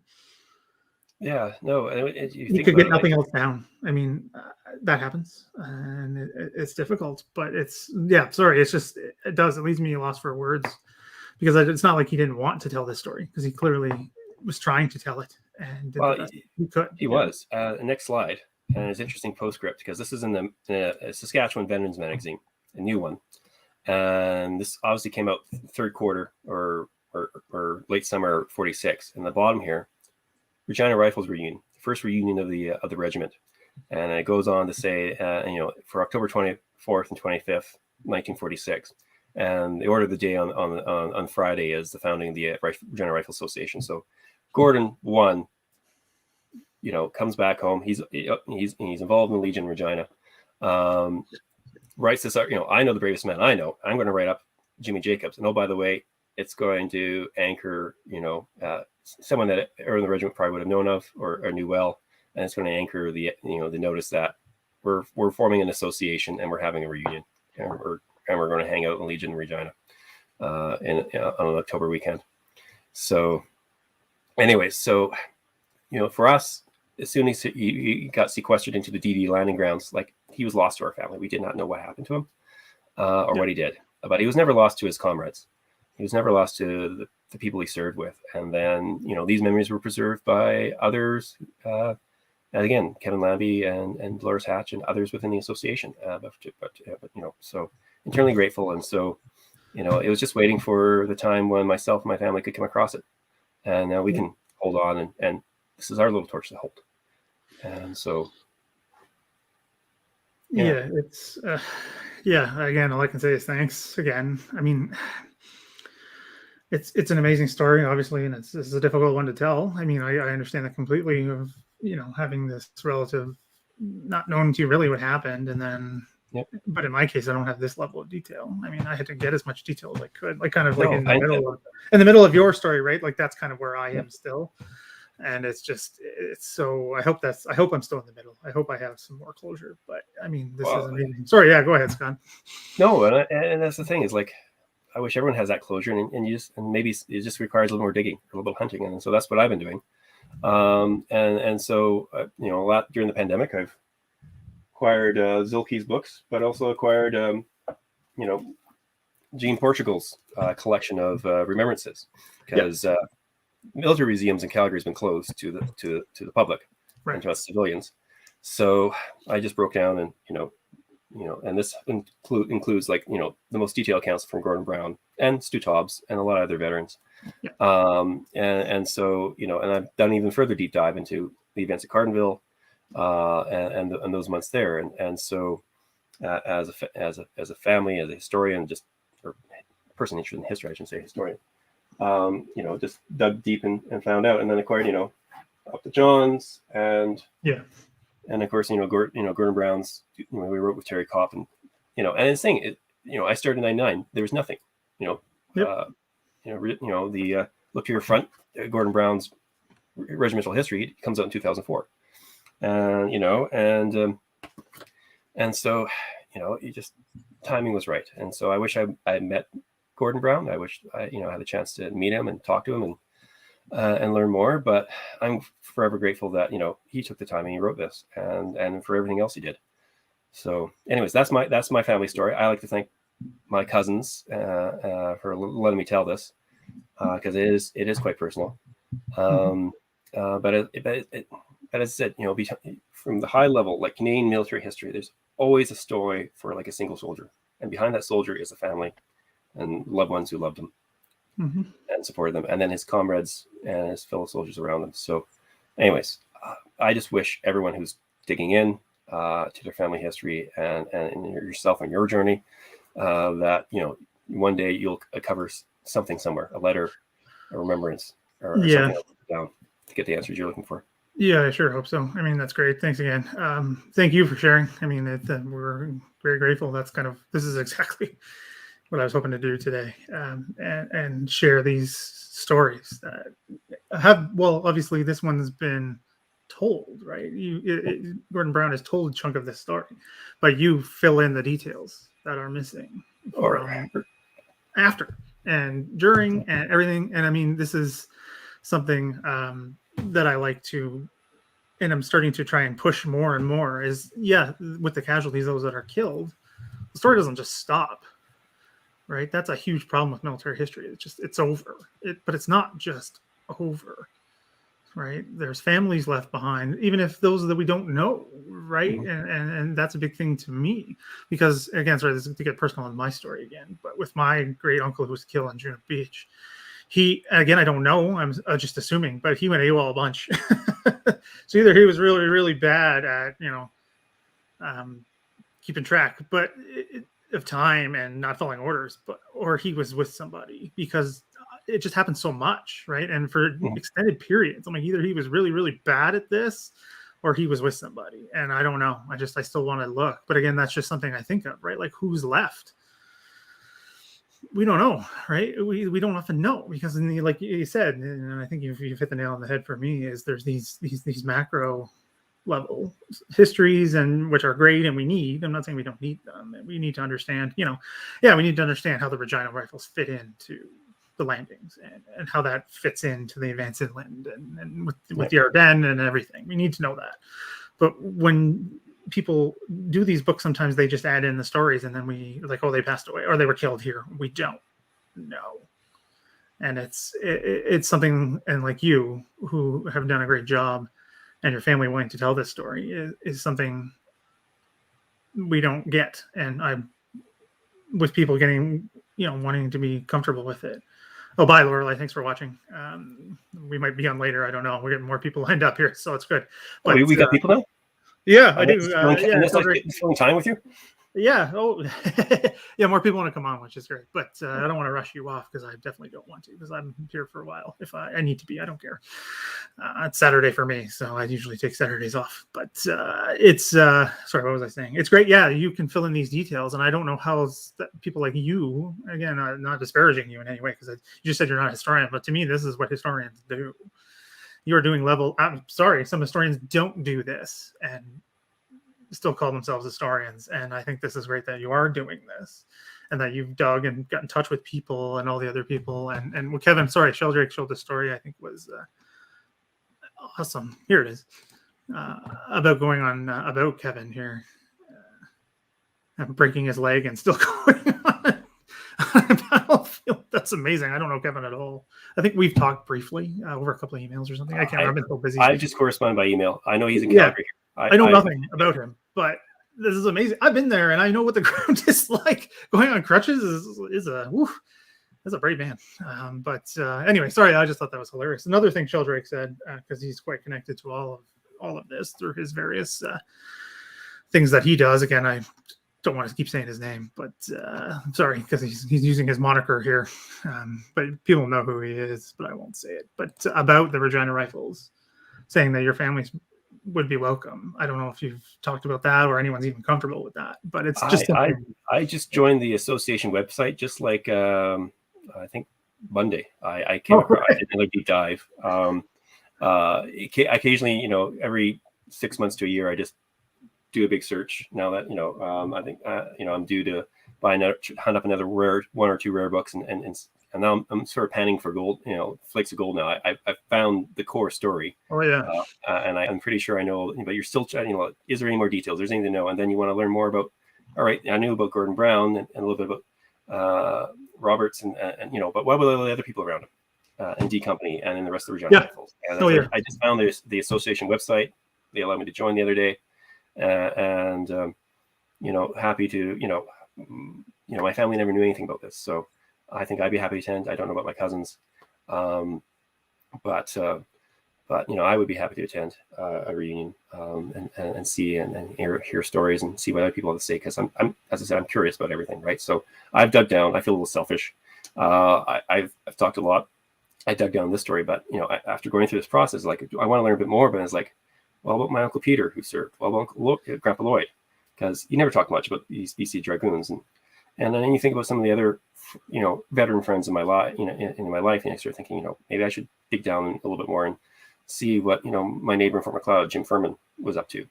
He was with the Calgary Tanks, and he was proud to be part of the 8th Army, and find a little bit more about some other close friends. So definitely not done researching Uncle Jim, but definitely want to learn more about the rest of the people around him, and then learn more about other family and other friends. I get that. I totally understand that. Yeah, I guess it is guilt, or you feel selfish almost because you want to focus on one story. But these stories are so deep and so multifaceted. It's so difficult, right, to do it properly. And sort of talking things through, like, when you're by yourself, and certainly by yourself, and then with the pandemic, definitely you can't reach out to anybody. And so virtual is quite important. But you're reading all this, and then you go through the War Diaries, and it's all kind of confusing. And then you hope for someone to explain it properly. And then you're reading this. It's like, this is amazing. This is epic. It's intense. And then you start trying to and you start writing it yourself, trying to understand it. And it's not just the Regina Rifles. The Camerons were there as machine gunners. You had the Foos with the artillery regiments. There's Winnipeg Rifles out in the distance of Poitou, and some were already forward there when the Reginas arrived. So there is a whole menagerie of people and units. And then there's a German side as well. And I felt a little bit, again, like a dog with a bone, or a detective, because you're trying to, how did Jim die? Well, it was probably a German rocket fired by the 12th SS on the other side of Abbey Ardennes. So it's, and so, I even broke down, and I bought, there we go. Yeah, it's opposite. Yeah. Yeah, I bought Mayor's book as well. Yeah. Yes, they get their side of the story as well. Again, be careful with that one. I know. Okay. Dark art level magic, right? So it's a little problematic. Let's put it that way. Well, and also they admit it themselves, right? The German records are so imprecise because they're being ground down and destroyed as a unit, and then the whole country is being ground down, and archives are being bombed or burned themselves. Yeah. So they admit that they rely on the Canadian reminiscences and know what kind of to recall some of the things that actually happened. Yeah. So you got to take that with a grain of salt. Oh yeah, you need some. You're gonna need a salt shaker with that book. But but yeah. So this is great. People are really liking what you have to say. I told you what we were talking about. Well. Sheldrake again coming with the pithy comments here, as he does. Yeah. Yes, I suppose. Yes, he would be definitely more reliable. But still, not the greatest bunch. But anyway, people know my thoughts on those people on the 12th. Well, I think I share some of those thoughts as well. Oh yeah, we're not the only one. It's personal. It's yeah. Anyway, that's not what we're here to talk about. But so unless there's anything else you want to talk about, I got some more slides just in case you need to fill time, and I can, as I said, I can go on forever. Yeah, Sheldrake said he sent me some, but I didn't get his that he wanted to talk about. But if there's someone else who wants to share, unless somebody else wants to jump on. Yeah, Sheldrake, you said you sent me to one of my emails. I didn't get it. My other email is, if you want to open another tab, or depending on what you're doing, my personal email should be in one of the things, or just tell me and comment here what we need to do, because I don't really use. He said I use my U Auto. I don't use it anymore. Sorry, this is what I mean. Today was going to be informal. I'm going to be talking to like 3 people at once, but I don't really use it anymore. So like the technology, and because they booted me out for a while because I was done and I'm out of the way. So I have my personal email. If you have that, or just let me know and we can figure it out. But anyway, we can keep going if you want. Oh, we can. We can keep going real quick. Well, see if oh, sorry, that is not what I meant to do. What am I doing here? Here we go, hitting the wrong button. Yeah. So next slide. I think we'll just Then that's Uncle Jim's grave here in Benny Samare. So love one day to go and see it. I know my grandmother, we were never able to go, but as I said, and but again, I just don't want to sound like a broken record, but I'm very thankful to a lot of people, as I said, Gordon Brown and the people who've been holding the torch for the Regina Rifles, Paul Woodage, and then Ben Mann, and some of the battlefield. I still want to know, what do you actually say when you go to Cardenville, because that's what I want to hear. And I think I have to pay a couple $1,000s to do it, but I can't speak for them. Again, this is why it's driving me crazy in more ways than one today. No, but Sheldrake, lots of love for Sheldrake, obviously, because this might give it away, but it's already been given away. I went on a battlefield tour with him, and I have to just say, with Mark Milner, who knows this stuff. They both know this stuff. But it's I don't know how to say this again, because I don't like taking these views. I'm sure you've seen me, the whole chip on the shoulder thing. I don't like taking that aspect, but it's a small action, but it's an amazing action at Cardenville. You and me have talked about this at length. I know, but not everybody here has. No. It should be better known. It's an amazing story. Like they were on the road. It's not like I'm a vandal. I took some just chunks of the brick that had fallen off, just as a personal reminder of what happened, not only at Cardenville, but further up the field there with the 1st Hussars, which is a hometown unit for me. Yes. And the amazingness that happened happened there with the taking out of the Tiger tanks and everything, and the whole Sherman versus Tiger thing and the Firefly. Anyway, so it's a personal for me as well with that unit that I've known about since I was young, because they are still in London, right? Anyway, so those two did an amazing job of covering Cardenville, and it's great. And Mike Bechtold knows it very well as well. We talked about it when we did I did my live stream with him. For anyone who is interested, it's on the channel. You can check it out. I mean, it's an amazing action. That whole fortress, the brigade fortress, that whole area, all of that fighting is so intense. And talked about with Amanda Shepard as well, with her great uncle. I mean, just all the stories here. Again, this is stealing from Mark Milner, but I owe him so much debt for everything I've done. I'm still doing. He still helps me out. Saying this comes from him, is if these were Americans or Brits, these are your movies. You'd have all of these as movies, and we just don't. And again, I don't like the whole chip on the shoulder thing, but no, but we're telling our stories now. And that's the thing. So, and this is kind of what drives me, is telling these stories, because they're told, but they're not told in a way that a good chunk of people are willing to listen, and people are willing to listen in this format. So it's great. Anyway, is there more slides? I don't know. I didn't get a chance to look at them. I got a few. I'll wait until you get Sheldrake or who else is going to come on. I think I got a few other things I can go on. So so this is So the wider, so obviously we've talked about individuals that both you and I know, and we think about live and past and past recently, past far.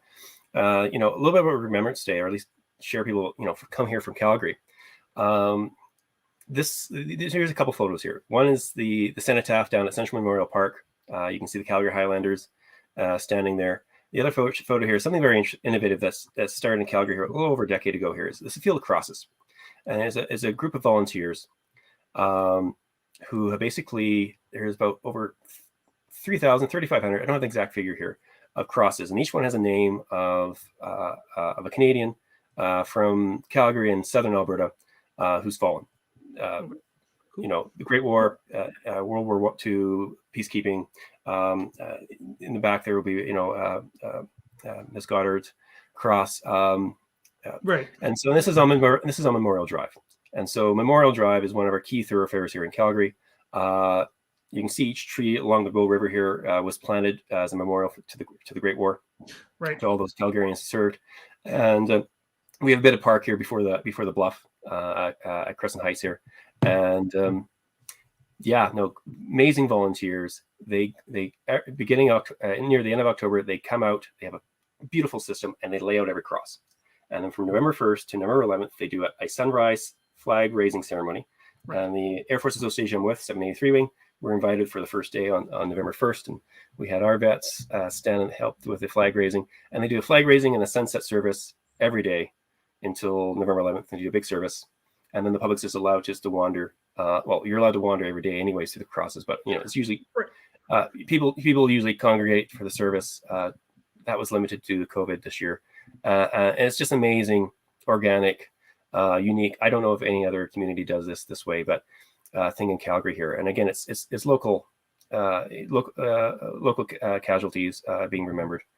And it's something unique. And they have a little program saying adopt a cross to help, raise money to maintain for the maintenance.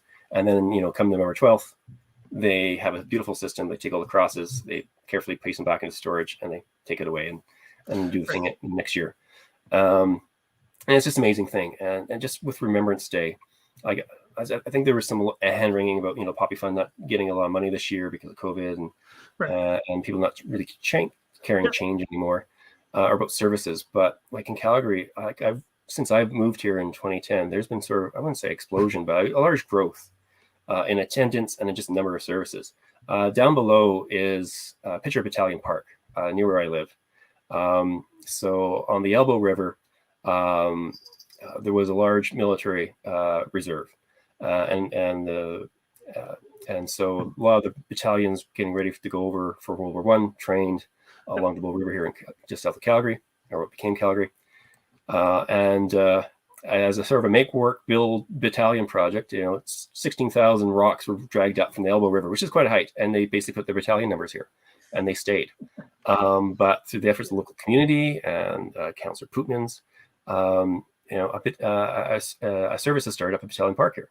And you have services at the Hangar Flight Museum. You have services at military museums. Every Legion has now a service, a lot of community associations. And so, and 783 Wing, which I'm a part of, in normal years, we would fill up the Mawada Armory. Highlanders would go off to the cenotaph. We would get Mawada, and we fill it with air cadets, their families, and the old air vets.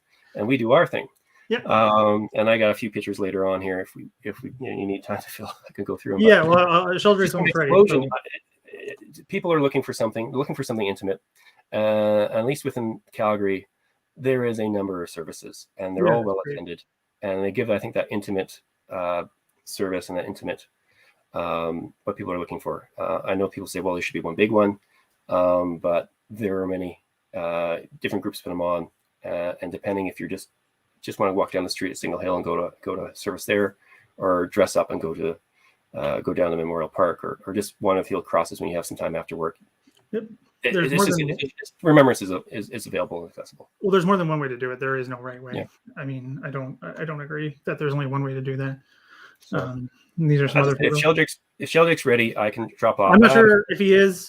He sent me the stuff, but we can just go through these real quick because you took time to put it together. So, and you sent me a link yesterday of the ceremony. So, anyways, I just gotta make another picture because I'm with the Air Force Association. And please do send me stuff after. I'll link it to the video as well. Sure. I've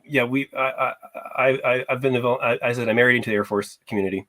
My in-laws and some wonderful people. This is Steve McInell. He was our national president. Unfortunately, he passed away last year, quite suddenly. A blow to the community here. But he's at the Bomber Command Museum here, giving a donation from the Air Force Association when we're having a convention in the before times. And as I said, Air Force Association, we're about not just about organizing remembrances, we're about our service organization, working with cadets, helping raise money to help other initiatives, and a little bit of advocacy because, of course, it's Air Force. We like planes. We want a well armed and well equipped and trained Air Force to continue on the tradition and be ready for the country. So, anyways.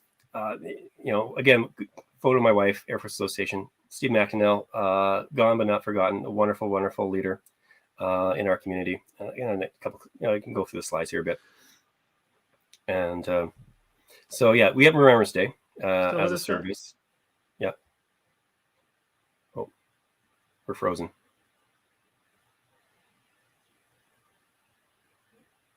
I think we are frozen, or at least Brad is.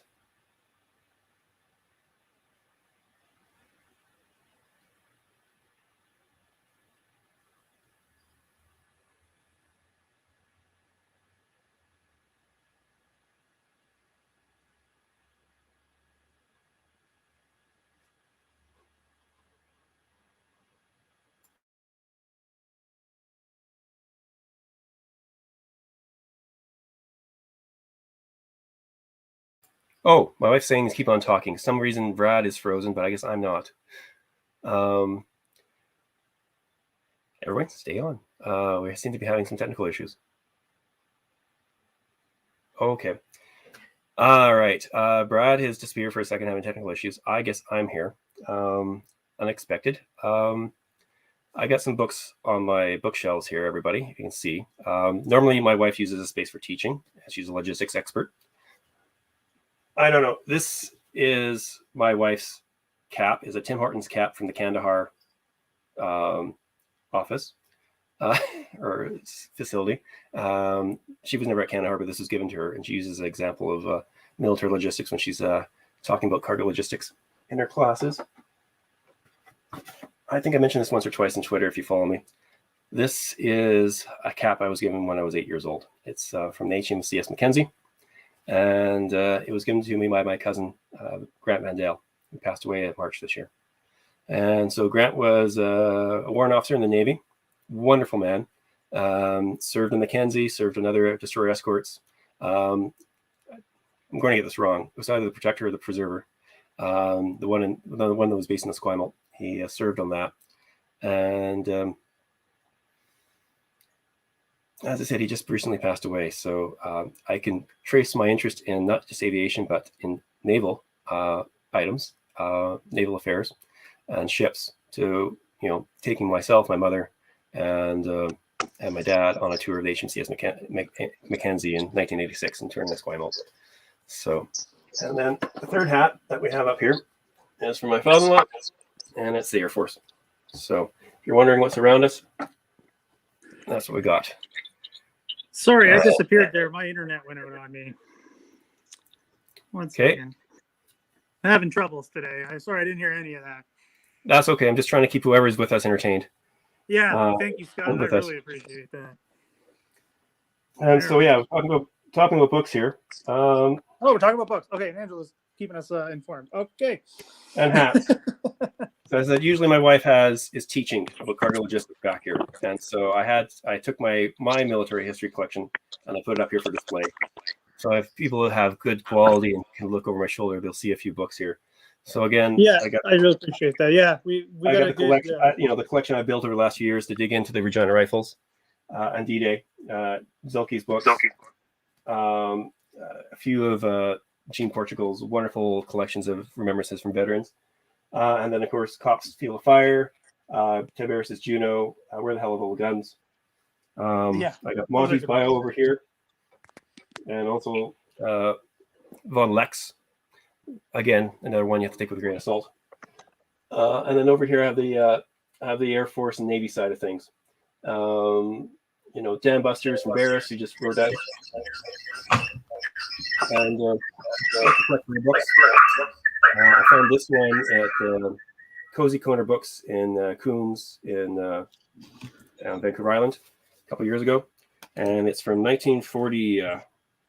It's a very interesting volume. It's volume 2 of Canada's Navy. It's obviously an industry book written around 1945 because it's sponsored by everyone who actually builds the frigates and the Flower class and provides the materials. But it's a very fascinating book. So I collect rare books when I get the chance in their portal. And they're sorry, I think I'm back here. I just need one more second here. Thanks, Scott. I really do appreciate this for you coming on and taking over for a brief second. My internet is I think I need to switch providers. I'm losing my mind here. This has happened like 3 times. It could be mine too. No, it was me. It was completely me. You were still running. I put it back on and I'm like, Scott's still going. This is amazing. Yeah, my wife's going, keep talking. What? I muted. No, you're not. He's gone. You keep talking. I was like, I'm gone. So anyway, yeah. So I appreciate that. Thank you for taking my job over for me. Very much appreciated. Think I've got Sheldrake. Oh, no, having troubles here. We are having troubles today, aren't we, people? Sorry. I am so sorry about this, everybody. So Sheldrake looks like I've got him ready to go. Sorry about that. We had a few minute interlude there. I really apologize, everyone. So Sheldrake is ready to go. If that's okay, Scott, you did an amazing job. Told you this was going to be good and let you tell this story. I see the comments now. Yeah, Scott is the new co-host of On This Day in Canadian Military History, whether he wants to be or not. So it's amazing. Yeah, Yeah. Okay. Yeah. No, we're good. Sheldrake, thank you for asking, though. So thanks again, Scott. I really appreciate that. You coming on, telling that story. I hope one day you can do more with it, because this is something that I think more people need to know. And you've done a great job piecing all of this together. And like you said, there's a debt owed to the people before you, to do all this. So thanks again. Well, thank you, and for giving me the opportunity and letting me get on my comfort zone and actually talk publicly about some things, and Yeah, and showing what I've dug into. And yeah, again, thank you for your work. And as I said, I appreciate.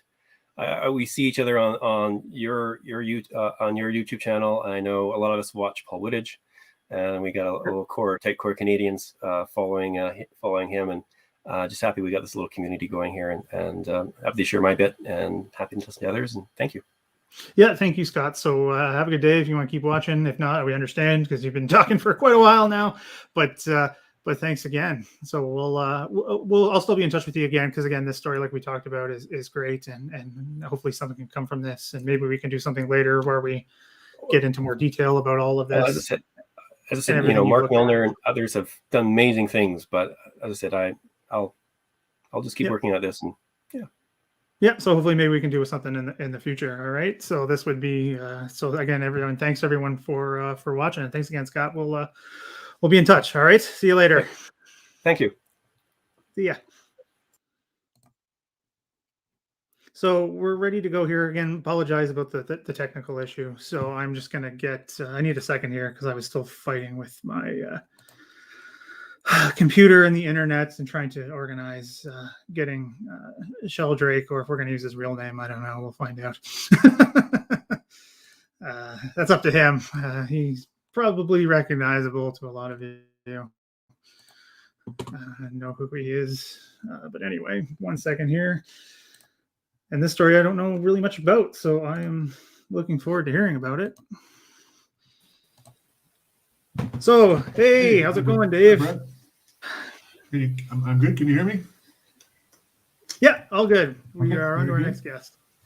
All right. Well, thanks. I put this together quickly while I was listening to Scott, and figured I'd tell Ramsey Mackenzie's story. Yeah, I'm Sheldrake 6. The only reason I keep using that moniker is that's what I've had since I joined YouTube, so I didn't want to change it. But my name is Dave Patterson, Kingston, Ontario.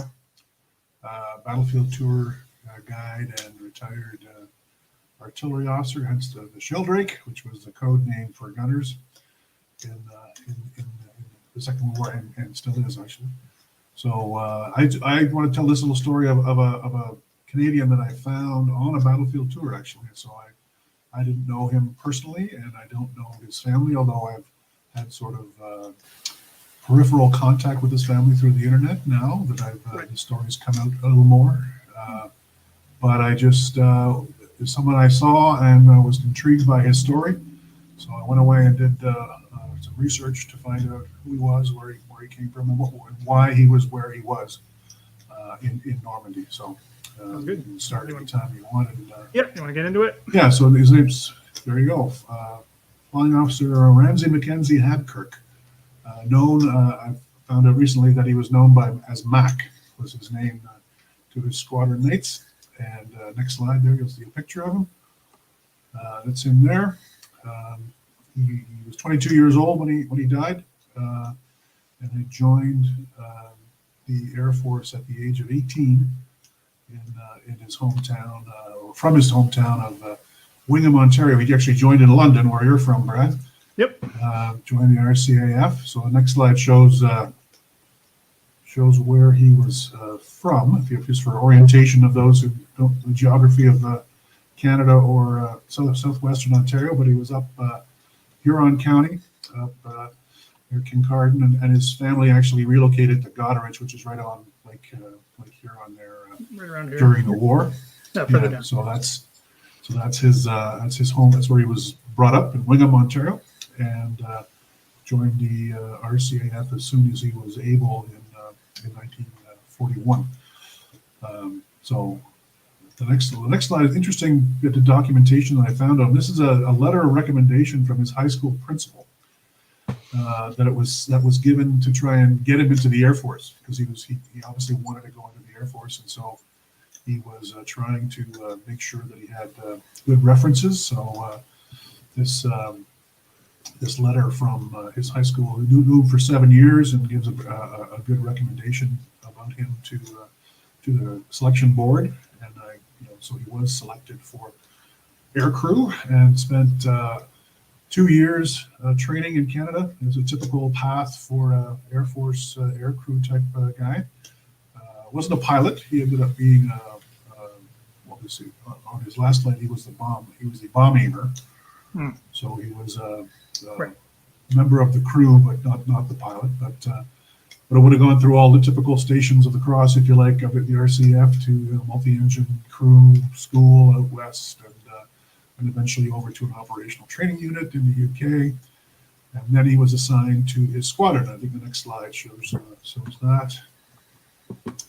Yeah, so 620 Squadron, which is an unusual organization, part of 38 Special Operations Group, the people who dropped all supplies to resistance and SOE agents and that sort of thing. That's the pannier there beside it, the wicker basket that they dropped supplies in, and they also towed gliders. And so on D-Day, his squadron, which flew the short Sterling, towed gliders for the 6th Airborne Division and dropped as part of the Air Landing Brigade. Was part of that operation. And then he went back to his normal duties, if you like, of this support to special operations. So I think the next slide shows some pictures of the aircraft. That's the short Sterling, which was out of sort of frontline service by 1944 in terms of bomber command. It had been sort of an interim, one of the first 4-engine bombers, 1942, 43, but by 44, it's showing its age, its altitude, its bomb load, and it's been surpassed by the Halifax and certainly the Lancaster. But still a useful aircraft. Yep. Still used for many things, including towing gliders and doing this special operations support. So that's some of the planes, the typical planes. He likely would have been on one of those. Obviously, he was on one of those on the day he died. Next. So this is a letter from his squadron commander or the station commander of where he was from, and it's a letter to his mother describing what happened to him.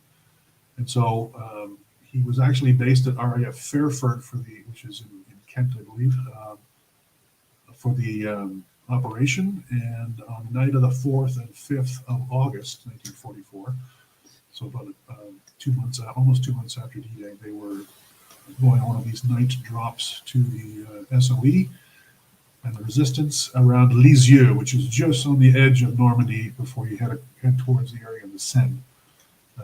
So that's where he was going to, and unfortunately his aircraft was shot down just south of Lisieux, and all aboard were killed. The crew has a typical RAF multinational, multi-Commonwealth crew. He was the only Canadian, but there were 2 New Zealanders and 5 Brits. And also there were, because of the nature of their work, they brought along 2 Royal Army Service Corps dispatchers, as they were called, the guys who actually pushed the panniers out the bomb bay kind of thing. So they would prepare all the packaging, and then they would come along on the flight and push the baskets out the bomb bay to at the appropriate time. So all of them were killed. It was a total of 7 on the plane. He was actually there. Well, there you go. Good to know. Yeah, and say that the letter comes from his station, his home station, where he was based, as opposed to his where he flew out of that night. Right. And so they were temporarily buried in a temporary cemetery near Lisieux. But after the war, for some reason, and it's always struck me with why they picked Tilly-sur-Seulles Cemetery to put them in, which is south of Bayeux, as opposed to any of the bigger ones like Bayeux Cemetery itself or any of the other larger cemeteries. Tilly-sur-Seulles is a relatively unvisited obscure cemetery, unless you're a fan of the 50th Infantry Division and the fighting that went along. Oh, there's lots of Tom and Teague's guys in there. So when on a battlefield tour, I think it was in 2004 actually, one of the Canadian Battlefields Foundation trips, we were down there because it's a good place to talk about, what the bocage is and what does bocage look like. Right. Despite the fact, the Canadians didn't fight in the bocage, but just to show people what they mean by bocage. Yep. It's a good spot. And we went in there just at the end of the day to look around and found that there was one single Canadian in the cemetery. And so went over to see him, and it was Mac Habkirk. So ever since then, when I've gone back to Normandy, I've always made a trip to Tilly-sur-Seulles to make sure that there was still a Canadian flag there, that sort of thing. And you can see by the letter, I don't know if you can read it on the screen or not, but the squadron commander, telling what he knows about his death and that he might be a prisoner of war. They don't know. This letter was written in September of 44.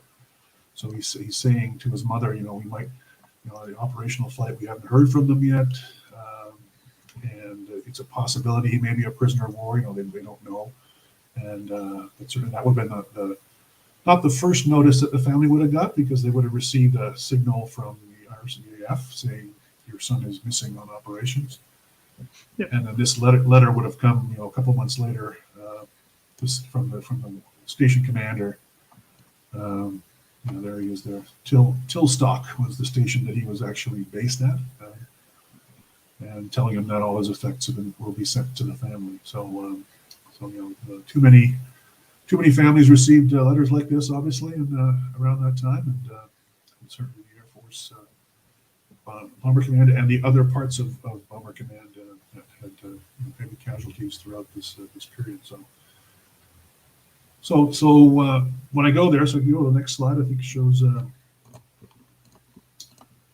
his. That's his sort of escape picture, or the picture they took of you and you carried along with you in case you needed it for ID and that sort of thing. So it's another shot of him. So the first picture was him sort of early in the war, and this is 3 years later. 5'6", 5'7", so what average height for that time of the Canadians. And next picture, next slide. Sorry. And this is his grave. And so that's the temporary cross that was erected in Tilly. Not sure exactly when he was moved there. It was sometime in the 40s, obviously after the war. And then that's his grave in Tilly-sur-Seulles. When I first went there, I sort of, one thing about RCAF gravestones is that they're easier to spot because the RCAF crest is different from the RAF crest. Right, correct. And so if you're in a cemetery with a whole bunch of RAF, you can spot the Canadian, as opposed to in the Army that it's all maple leafs, and so you have to read the unit to find out what you're looking for. If it's a big cemetery with lots of Canadians in it. So I didn't realize until I went back there a couple more times afterwards that the whole crew is there with them in the line, including the two Army Service Corps dispatchers are all there together, buried at Tilly-sur-Seulles. And I'm glad to say that several times I've gone back there and there already was a flag there, or so that other people have visited and have seen him there. So I think based on what I've heard from on the web, his family is starting to take a little more, trying to find out more about him, if you like, on through obviously through the web, through the Commonwealth War Diaries Commission and all that sort of thing. So yeah, it's just my little. I usually go by myself, even if I'm with the group, just to pay tribute to Mac, if you like, and let him know that people still remember him, and that we don't forget his sacrifice. So the next slide is one, I think. Yeah, this sort of came about. This is the Commonwealth War Graves Commission site that was set up last year when it was clear that obviously there were not going to be Remembrance Day or any kind of ceremonies in 2020, is they set up a site where you could post a story of someone in one of the cemeteries. So you can see that's mine there with the Sterling bomber. So I just posted it there, and behind it, I sort of wrote a little bit of a story, posted a few pictures, and then I got a contact from Veterans Affairs, actually. Contacted me saying, would you like to tell, or why did you put this guy there, and would you like to tell his story? And so last November, around Remembrance Day, I actually was on, they interviewed me on the CBC there, and I was on the news with Murray Brewster telling the story of Ramsey. So I think some of the families saw that on the news, and then were able to, I was telling some details about what I knew about him, and there were some pictures. And so they added some pictures to his to the virtual Veterans Affairs virtual war memorial. So most of the photos I have now have been posted there either by his family or by Veterans Affairs. And so his story is a little more known to his family. As I said, I haven't had any contact with his family, but maybe someday if they're willing. But they've never, as far as I know, none of them have ever been to Normandy to see his grave. So that was the story I wanted to tell of Mac Abkirk, and this one little grave in a far off field sort of inspired me to look into it a little bit more. I'm an Army guy, and I tend to focus on Army stories, but there are a lot of every grave is a book. Every grave is a story. Every grave has all sorts of connections back here, over there, and certainly hearing Scott's stories about the Regina Rifles. I've been lucky enough to have been associated with the Regina Rifles on and off over the years. I actually did a Regina Rifles battlefield tour for the association, right. And both Kevin Lambie and Dolores Hatch came along on that. Dolores Hatch actually was a technical advisor on that movie, Storming Juno, that is actually about the Regina Rifles landing at Courseulles. So she provided some of the detail and the stories that they used in that film. If you've seen it, it's a CBC production film, and it's okay. It's for what they did, and it's not didn't have the budget of Saving Private Ryan, or even by no means even the budget of the Forgotten Battle. It had so a lot of it is CGI, but it does a pretty good job. And they actually use some of the footage from that, just to digress a bit, in the film at the Juno Beach Center that they show at the end when you leave. Yeah. Some of the shots of the guys storming the beach are actually taken from Storming Juno.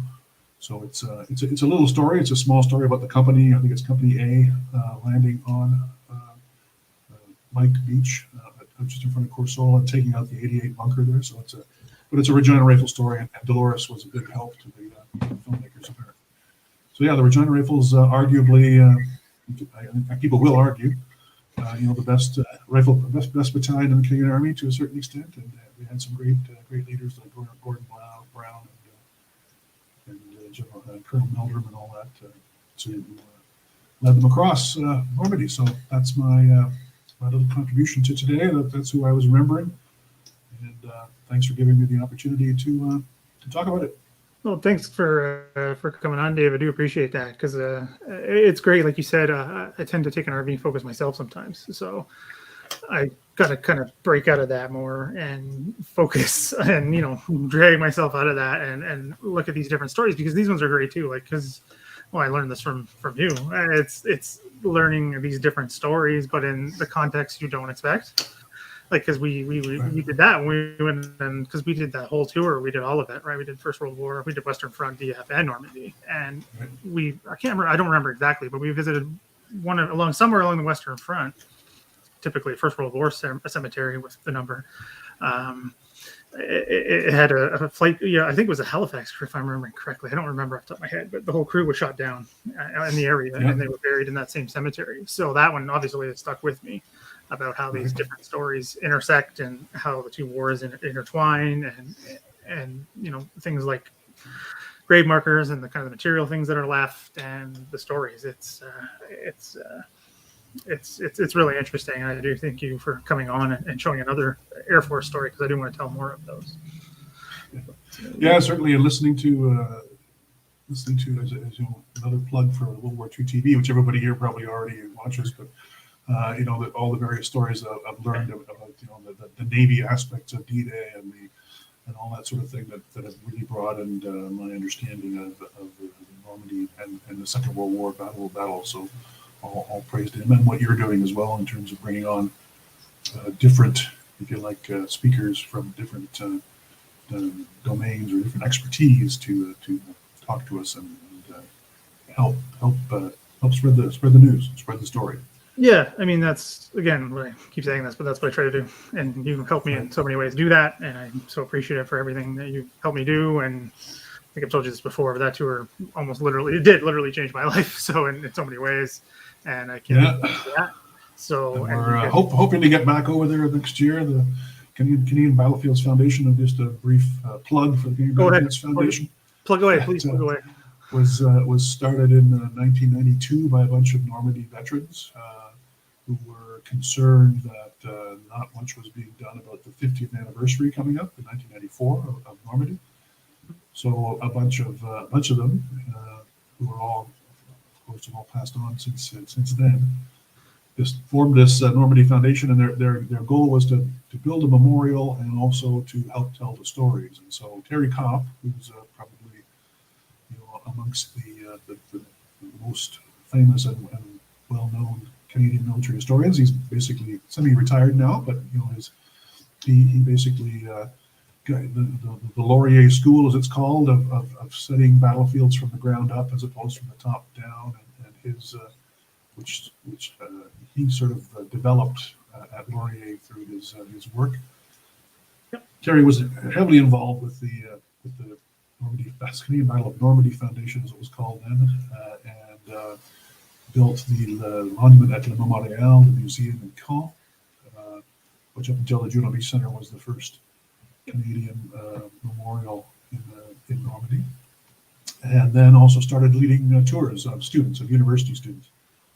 So since 1995, we take 12 university students over every year. Their costs are paid except for $1,000, which they contribute to a 2-week or sometimes closer to 3-week trip, depending on the year. And we normally take them to First and Second World War sites, Ypres, the Somme, Vimy, Dieppe, and then Normandy. And our big event in Normandy is we host ceremonies on the 7th of June at the Abbey Ardennes, which is another Regina Rifle battlefield, but at the site of the massacres by the 12th SS, and in the city of Caen, and at the memorial itself. So the last 2 years, of course, we've been canceled with COVID. So we're hoping in 2022, we're taking a double cohort. So we're taking 24 students. Jeff Hayes from the University of Waterloo, and Graham Broad from Western, or King's College in London, I guess. Yeah, at Western, yeah. I'm going to lead the two groups, and we'll hopefully be back on the ground in Normandy, because it's been a while, and we certainly want to make sure the students can see that. And part of what the students have to do, and Brad was one of those students, I think it was 2018 or you were 2016. 2016. Yeah. As you have to make a presentation about a soldier, and obviously Brad had his relative, obviously he was in the cemetery in Benny, but each student has to research a soldier and make a presentation at his grave or memorial site or some other site that's significant to that soldier. And so you hear 12 other stories of 12 other Canadians, and some of them are quite moving and quite interesting as to how students pick who they're going to speak on. One girl typically went to find someone who lived on the same street as she did in Ottawa. So she went into the archives and found, I think, 2 soldiers who had died, who lived on the same street she did in Ottawa, and she presented on one of them. And other people picked family members and that sort of, or famous, if you like, BC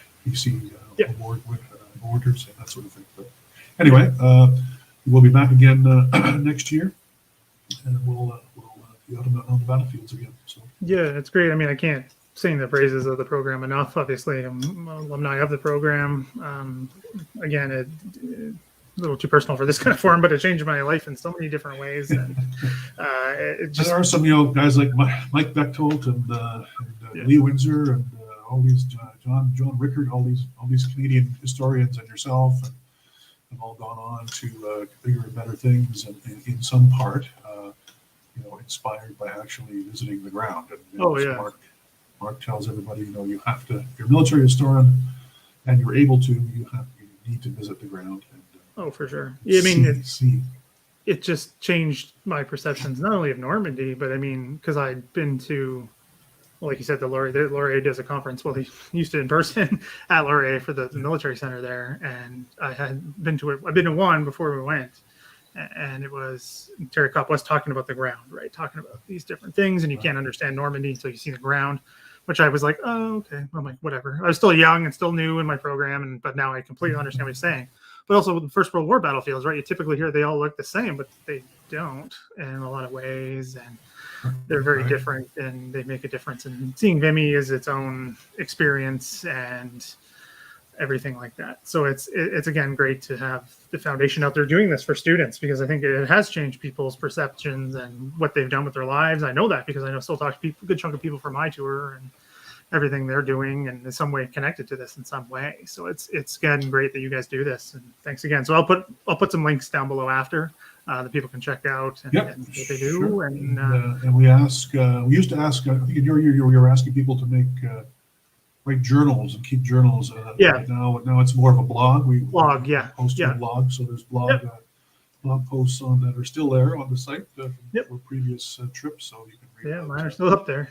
The impact of the tour on people as they experienced it sort of on the trip. So well, it's amazing. It's funny. Yeah, because just a quick one, and then I'll let you go, Dave. But my tour, Mike went on to be, he is now a doctor. He's an ophthalmologist. He wrote his blog, apparently, because my parents were keeping up with the blogs. That's the one they were keeping up, because I didn't really have Twitter back then or anything like that. And she said that one Mike's made her cry. And she was like, because she works in the medical field, she's like, he's going to be a doctor? He doesn't like right like a doctor. So that was just so funny. It's just the emotion that people can get from just following along. And she's like, yours didn't make me cry, but his did. So I was like, oh, thanks. But anyway, so it was definitely makes an impact on people, more than people just want to. For sure, because there's some people, not everyone has a history that comes on the trip. Some people have family connections, but as Mike Krastelski was a medical student, and we've had other guys, physics guys who now works at the University of Oxford, I think, in the UK, or Cambridge, and other people like that who come on the trip because of their family connection, and it's shown them something that they would never have known otherwise.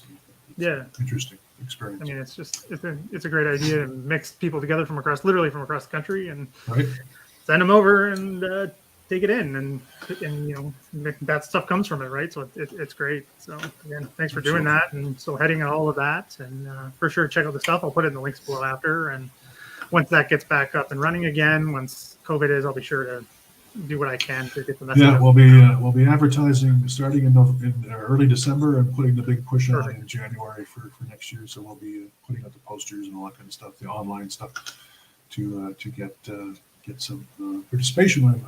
Hopefully, fortunately, of the 12 students who were selected in 2020 who didn't get to go, 10 of them are still able to go. Oh, that's good. So they have 10 spots. So we'll pick another 14 from this year's applicants, and either send them half go to the Netherlands and half go to Normandy, but they're all going to be together for the first week on the First World War battlefields. Right. So that'll be an interesting caravan of minivans. Yeah, there's going to be a lot of minivans down those bumpy little side roads, which are highlight of itself of the tour. Great stories of bumping down those roads and running.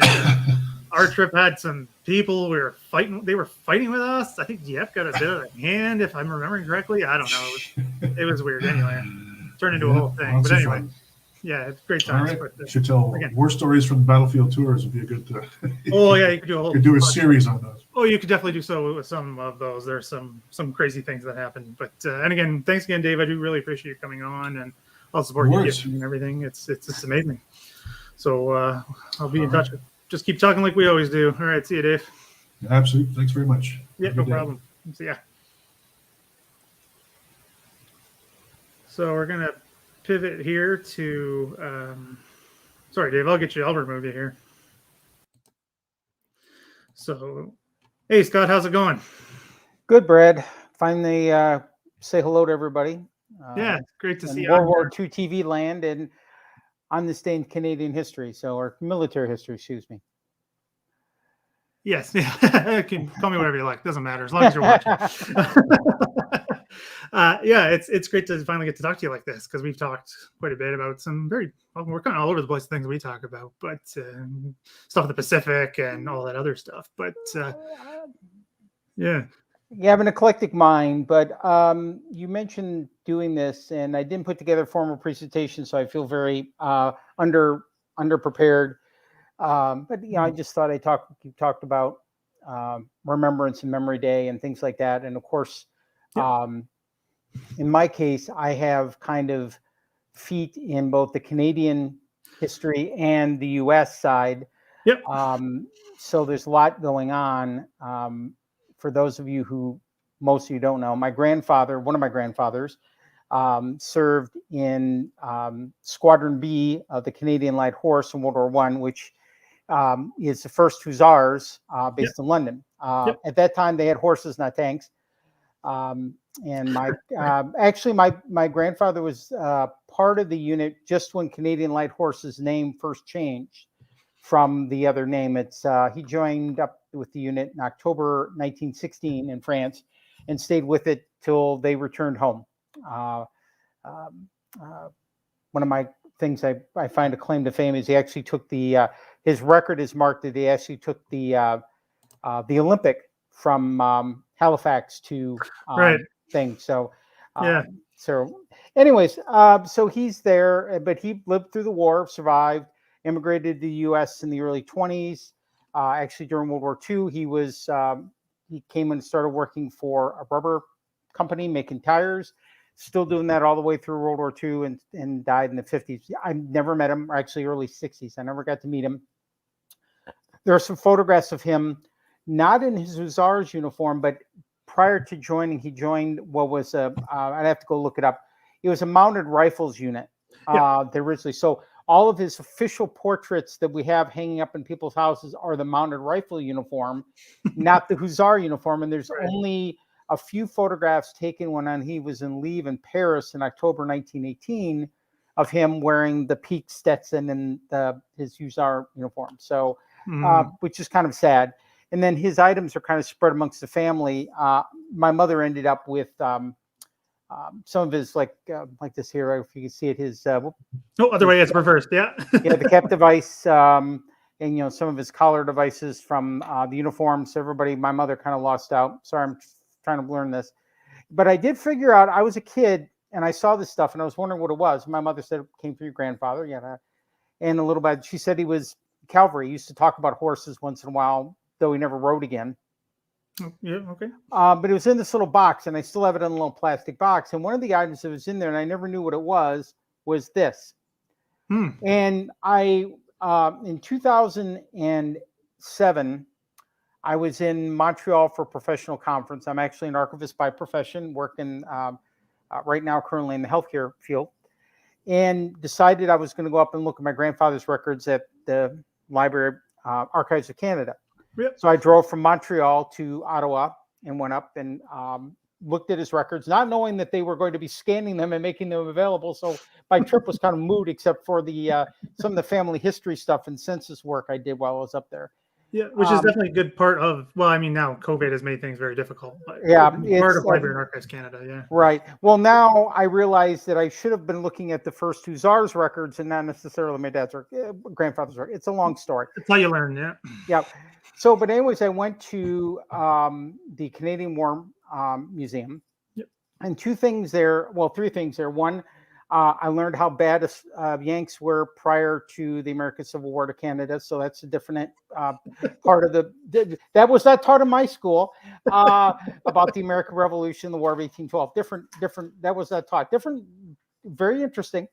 But then also when I was looking at my grandfather's records, I discovered that for the Vimy operation, he had actually been temporarily assigned to the 1st Motor Machine Gun Brigade, along with 4 other guys Mhm. to provide security and escort. Well, I never knew what the hell a motor machine gun thing was anyway. So like, got guy in the truck with a machine gun. I thought that was post saying. Well, lo and behold, you mentioned that they actually have one of those in They the do. museum. I'm still not sure how that works with VIMI. That part is, I'm still trying to figure out what my grandfather did. I know where he was, but the first 2 czars' history is so focused on World War II now that World War I and anything prior to that kind of goes away. That's a does, different story for a different way. Yeah. So anyways, my grandfather, but my dad was a Marine, U.S. Marine, and I grew up as a Marine brat. My first cognitive memories as a child was when we were living in Arlington, Virginia, just literally 2 blocks from Arlington Cemetery. And I would go to the Marine. I remember going to the Marine Memorial as a kid and all those things of that nature. Now, turnabout, some umpteen later, my parents are buried in Arlington National Cemetery in Arlington, Virginia. And I get back and I visit them. And I visit at least once a year, and walking that ground is quite striking. And there are, I think, 28 or 30 Canadians buried at Arlington Cemetery, including one that has a statue. I think there's a Canadian, see, a Canadian or British general has a statue sitting on a horse. I can't remember which. Yeah, he's Canadian or British. He's British. Oh, I should know this name. It's All gonna right. So anyway, so they were. Yeah. I've been watching it, but anyways, there was some talk about the Canadians, and they used the Canadian stone versus the American stone in Arlington. Yeah. But you talked about remembrance. When I was a kid, my mother, who was at Rose of the River during World War II, worked at the Rouge plant. One of her dear friends from school, high school, and all of that was killed in World War II, June 4, 1944, outside of Rome. He was part of a unit that you might recognize, the 1st Special Service Force. Yep. And they also known as the Devil's Brigade. Mm-hmm. And I knew about him. My mother mentioned him and things of that way. Well, one time I was watching the movie with William Holden and Cliff Robertson. Yep. And my mother sat down to watch the movie, and my mother did not like the movie. Why? Because her friend was a very devout Christian man, and it actually was a chaplain's assistant in that unit.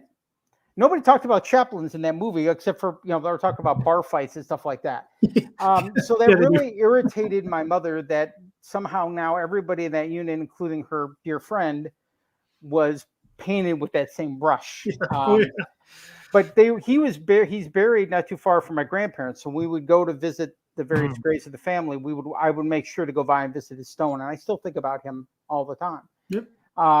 With those items. And he just has a simple veteran stone, but it says 1st Special Service Force. And he's the only veteran person I know of that's been part of that unit that's there. So I think about, my grandfather. I think my dad, who died from a service-connected disability. I think about all the guys that are buried there. Some guy, if you've never been to Arlington National Cemetery, it's not only moving, but it's also a piece of history. And one of the biggest things I do is I kind of wander around, and one of the sections I go through is section 60, which is famous now for Afghanistan and Iraq veterans. But what is lesser known, it is also where they've been burying the remains of recovered U.S. servicemen from World War II, Korea, and Vietnam, especially air crews. And they will put the remains together, and they'll have bigger stones with all the names and all the ranks put together on these. And in December every year, it's a Saturday before Christmas, there's an organization that I'm not sure is in Canada. It's called Wreaths Across America. It was started by a gentleman who does the live Christmas, the natural Christmas wreaths and bouquets, originally for LL Bean in Maine. So he's based in Maine. Right. And he wanted to honor the vets. So what he started doing, I think 20 plus years ago, was donating wreaths to be put at Arlington Cemetery. I think, well, now it's blossomed into a giant event. Pre-COVID, at Arlington alone, you would have 4,000 to 5,000 people showing up, and they would cover all almost 300,000 graves would be covered, except for Jewish. We don't do the Jewish, but Yeah. and then also now it's been almost every national cemetery in the country has some sort of event with that. So I go back and now I participate in that event, go visit my parents' grave, go do a thing, go and spend time with, what I do is I photograph the stone of each person I lay a wreath on. And I make sure every year to move around in different places. So I've done colored troops from the Civil War era, people from the Spanish-American War, World War I, whole bunches of different people that are there. Because it's a real mixed bag of setups. They used to have more sectional things, but that's kind of changed over the years. So, and then the most recent thing that happened while I was a couple of years ago is, I don't know if Brad, you remember when the USS Fitzgerald was rammed by a freighter in the Malaysian area, and a number of U.S. sailors were killed. It was at night. Nobody was doing their job, both sides. Well, anyways, there was a number of young U.S. sailors that were killed. The following December, when I was at Arlington waiting to get in, because you have to kind of wait in the herd, I met a sailor who died, his mother. The sailor's name is Dakota Rigsby, gunner's mate Dakota Rigsby. He was all of 19 years old when he died aboard that ship. And his mother gave me, the family had memorial bands, but she just had them printed on the, like a rainbow colored, those elastic ones. But unfortunately, and I put it on, and when you take something like that from a mother of a serviceman, you bloody well wear it. And I did. And it started to fade. So I went and had a metal one made. You can see it there, matching up. And I think about him all the time. And he's not even buried in Arlington. He's buried in another cemetery in Virginia. But some of his crewmates are. So you get that span of time as you start thinking about this. And I also, growing up as a kid in Detroit, where I would listen to Channel 9. Then it was Channel 9 Windsor. I don't know. It's probably still Channel 9, but I don't know they used to have local news in Windsor. They don't anymore. And when I was a kid I moved there at 9 years old, and I'm looking at this, I'm going, why do they have this red flower on their lapel around the dates? And also understanding the difference between the way Canada looks at November 11th versus the US, which already had Memorial Day going back to the Civil War. So learned a lot in that period of time to understand how people were different. Plus, you may know this, Brad, but others may not know. In the border, a lot of the border towns, and I know in Detroit, there are at least one or two Canadian Legion posts in Michigan. They used to do the parades every year. I grew up in Dearborn, Michigan. They used to have this big Memorial Day parade, and the Canadian Legion posts would march in the parade. And some of them were Yanks that went over to do Canada into Canada for World War II before U.S. joined, and others were Canadians that had immigrated to the U.S. afterward. Well, sorry, just to jump in there real quick, because I think this is a bit of an aside, but I think it's important because, well, it's connected to the grandfather that I started the show with. He's from Essex, but the Windsor area, right? And it's so funny because I learned this one day when I was working on something, and I had real quick access to Ancestry, and I just plugged it in and plugged in his name, his marriage license to my great grandmother. They're actually married in Detroit, Michigan.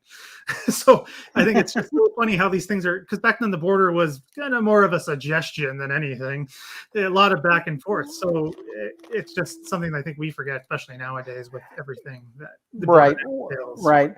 Well, the border is still a suggestion. There's a lot of people that work every day or both ways.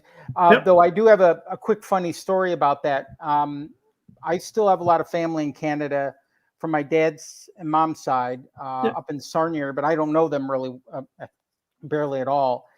But during World War II, my grandfather would go visit and take the family along and go to Canada. And at least once, I was told, possibly twice, he got busted at the border in the Canadian customs for trying to sneak in ham into Canada because he could get the ham in U.S., but even though he could, he was violating the laws for bringing in a ham, even though it wasn't going to hurt anybody on that end. But they, of course, now the guards ate the ham. Probably. Yeah, the guards ate the ham. The ham was not going in the lake. It was. I got busted for that too once. My family was going across then, maybe Detroit. Either Detroit or the other one that's Sarnia. Port Huron. Sarnia, and Port Huron. Sarnia. We brought sandwiches across just because we're driving to Florida or whatever, and they're like, "You can't have these." We're like, "Have what?" They're like, the sandwiches. We're like, "Oh, okay." So they just threw them out. We went, "All right." Anyway, it's just so funny these things that happen. Yeah. Well, my sorry for the light there. No, my grandfather though apparently they were. That was part of the regulation in Canada to avoid smuggling food in, was to make it illegal even to bring it in, even if you could. So it's possible he did get one ham through, but it was, but we don't know. Contraband. At least once he got the ham through. Yeah, but getting back to the thing, it's so Remembrance Day is and I do have to ask you a question, Brad, and anybody else who's listening from Canada, and I mean this with all sincerity. No, and I mean this. When I went to Ottawa, I went and spent several days, walked around, did all that, even went to an Ottawa Lynx baseball game. But one of the things that struck me was the Tomb of the Unknown and the Remembrance. And of course, my base point is Tomb of the Unknown, Arlington Cemetery there. Yep. And then I see a Tomb of the Unknown basically almost in the middle of a road. Is that a legitimate statement? Or, well, there's roads up both sides. Because when I was there in 2007, I happened just by dumb luck to be there on VE Day. So they were doing a ceremony at the memorial for VE Day. And they have to block off the traffic and do everything so people could get back and forth to do everything.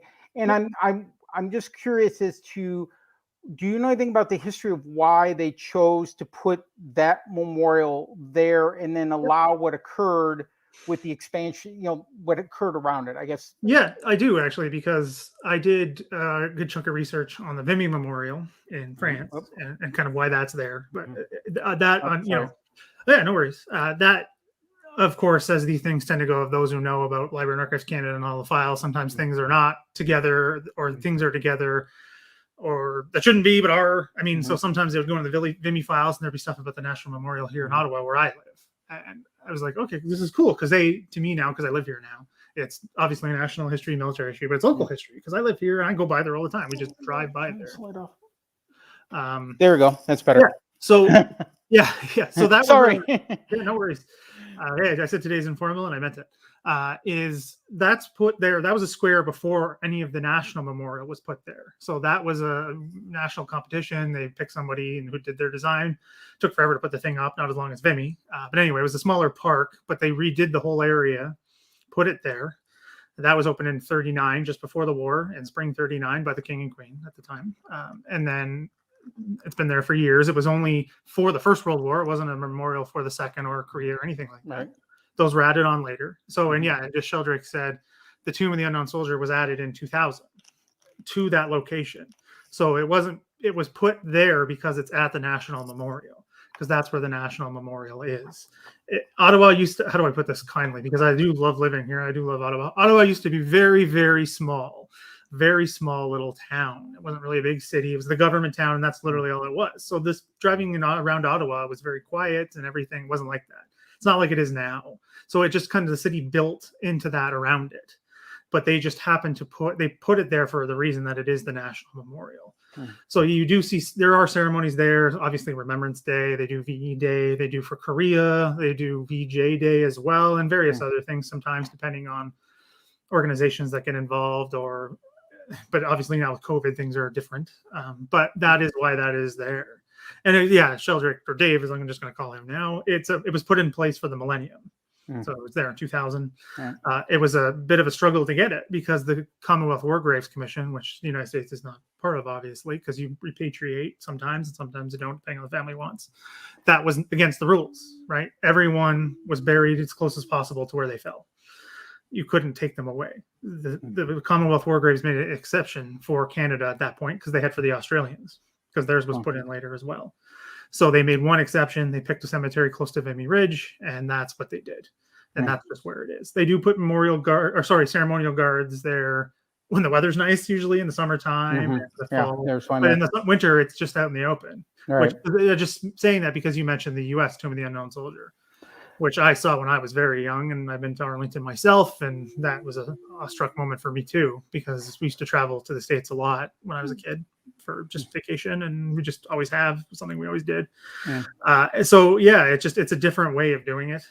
That's how it is. That's just where it is. The city kind of developed. Yeah. Well, and again, it was not meant as a slight. It was just, it grabbed me. And but I think also the British Tomb of the Unknown is also in a similar situation in London, I believe. It's inside Westminster Abbey, though. Okay, inside. There must be something else that's outside on a street that I've seen something do. And then, of course, every country does their own thing. And again, Arlington was something that had already been existing. It had been around for a while. That's why. Matter of fact, the tomb just celebrated its 100th anniversary. So it's November 11th, 1921 when it was finished. And open. But yeah, it's a different thing. And you're talking about the Commonwealth War Graves Commission. There actually is an American equivalent, which does manage overseas grave sites. Now, most of them are Europe. I recently found out, and I didn't realize that they have a very large one, not surprising, outside of Manila in the Philippines. And then the Punch Bowl in Hawaii. So most of the Americans who died in the Pacific who weren't sent home were either kind of split between going from the temporary graves and put either in Manila's cemetery or in the Punch Bowl in Hawaii, which is a beautiful cemetery if you ever get to go. I did. Yeah. It's set up. So yeah, it's a different. Yeah, the Americans did think there were people could have the body sent home. Some people chose not to. Some people did. The unknowns stayed where they were. It's a different setup. And of course, the U.S. does spend money to go out and repatriate when we can find them. That's always been an issue. Now that we even have private groups doing that, there's a group now that has been dealing with a lost graveyard on Tarawa that has been making work trying to find these graves that they thought were grabbed, but apparently got missed, and then they put a runway over the top of them, and then it's starting to go into the ocean. So they've been trying to repatriate the rest of these guys out. And then other ones when we can get in. North Korea right now is not cooperating with us, so we're not doing much with that. And the whole DMZ thing, Well, the DMZ, Vietnam, we still have crews in Vietnam, Cambodia, and Laos, but not a lot. Again, it just depends on where you have a hot spot. I'm not an expert on it. I do follow it, but there's a lot of group out there. So, it's I appreciate you coming on. I love what you're doing. And again, it's I think and I'm probably not the only one. If anybody else has family that have gone across multiple borders, either Canada, US, Australia, Canada, wherever it comes, there's different, every country seems to have a different way to do remembrance, even if they were all part of the same team. Let's say for World War II or World War I, I still see some differences. I follow some stuff in Australia and look at some of their stuff, and I think they do similar but different setups for their big time. So, and I'm not sure about the Kiwis and other groups, but yeah. So anyway, thank you for coming in. Sorry I didn't have any pictures or anything that to share with everything. But I appreciate your letting me come on and yak for a little bit. Yeah, of course, Scott. It's always great because we've talked about, the first Hazars, obviously, because I did that video on them. In the Second World War, the First World War role is something, it is interesting, right? Like I said, because that's my unit from my hometown, them and the RCR, the big ones. I'm hoping to go. I met a couple of people from the museum, and I'm going to get there eventually, maybe sooner rather than later. Now the border's back open and I can set up a time and go and see what they have and talk to them. Plus I have a photograph to give them. My grandfather, for some reason unknown to me, kept a photograph of an officer from his unit, unidentified, but must have been important to him to keep the I had no photograph. matter, yeah. But it's so I'm going to return that because I don't know who these belong to, or who this person is, and maybe get a chance to visit a little bit more from that standpoint and learn. I'm just trying to understand, and at some point, I will get to do my tour. I want to do my grandfather's tour of Europe. I was hoping to go a couple of years ago. The first two czars did were part of that march, and I gave them a little money to do that, and I wish I could have gone with that particular trip. But it's not cheap to cross the pond for to do that. So, but eventually I'll make it. Yeah, I mean, there's lots to do, lots to see. I mean, it just makes me think of all the different things I've seen. Like I've been, like you said, sorry, I just want to go back on a few things you said. Yeah, no, go for it. I've been to Arlington myself, and I was fairly young. I can't remember. I think it was around 11 or 12, and it just struck me. The size. I mean, it's massive. It's getting bigger, believe it or not. It gets bigger. Well, that's the thing. Yeah, they said when I was there, it's an active cemetery. It's not closed. And it's they were doing before COVID 20 a day. Yeah. And crazy. And now they're talking about because I'm being family there. We're in a group. We get emails from them about stuff, and they've just expanded. They tore down my father's old office building they used to work at when he was stationed there. Now that's going to be part of the cemetery. The problem is it's on the other side of a road that's being used. So we're trying to figure out how to do the road part. Yeah. And now they're actually taking cremations and putting them into the exterior wall of the cemetery because there's not enough room in the ground and things like that. Yeah. But I would recommend you going. If anybody from anywhere in the world go, there are people from all over the world that are buried there. Famous people, infamous people, all sorts of different strokes. And what's amazing to me is that except for a couple of areas where you have the stones that are bigger, most of them are all the same. They're all the same setup. There was a movie once with, I can't remember the name of it.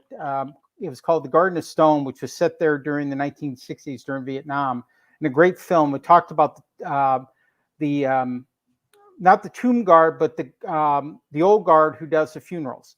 And talked about that unit and the people that do the funerals, because the tomb guard is separate from the old guard, which is the 3rd Infantry. Or 3rd Infantry Regiment. And so it's a great film, and it really talks about that, but it's referred to as the Garden of Stone. Yeah. But anyway, so it's a beautiful.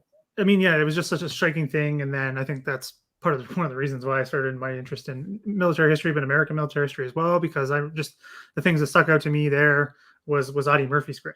And I didn't know much about him as a young kid. And my dad told me about him, and they did the tour and they briefly mentioned it, and I was like, well, what does that mean?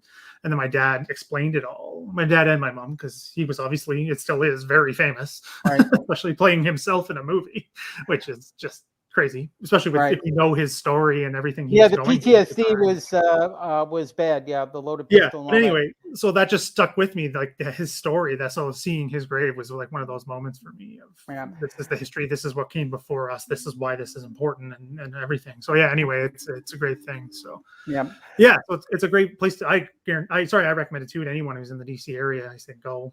You have to go. So I send them there, and the Vietnam Veterans Memorial Wall. Vietnam, the Korean. There's now going to be a new the new U.S. World War I, the official World War I memorial is being built. That one took a long time because people were confusing it with the Tomb of the Unknown, which technically that wasn't it. Then people were confusing the Marine Corps Memorial with the World War II Memorial, which wasn't it. And so it gets us Yanks like to do memorials, and they're vastly different in styles. From that to the other. But anyways, I look forward to coming back to Ottawa.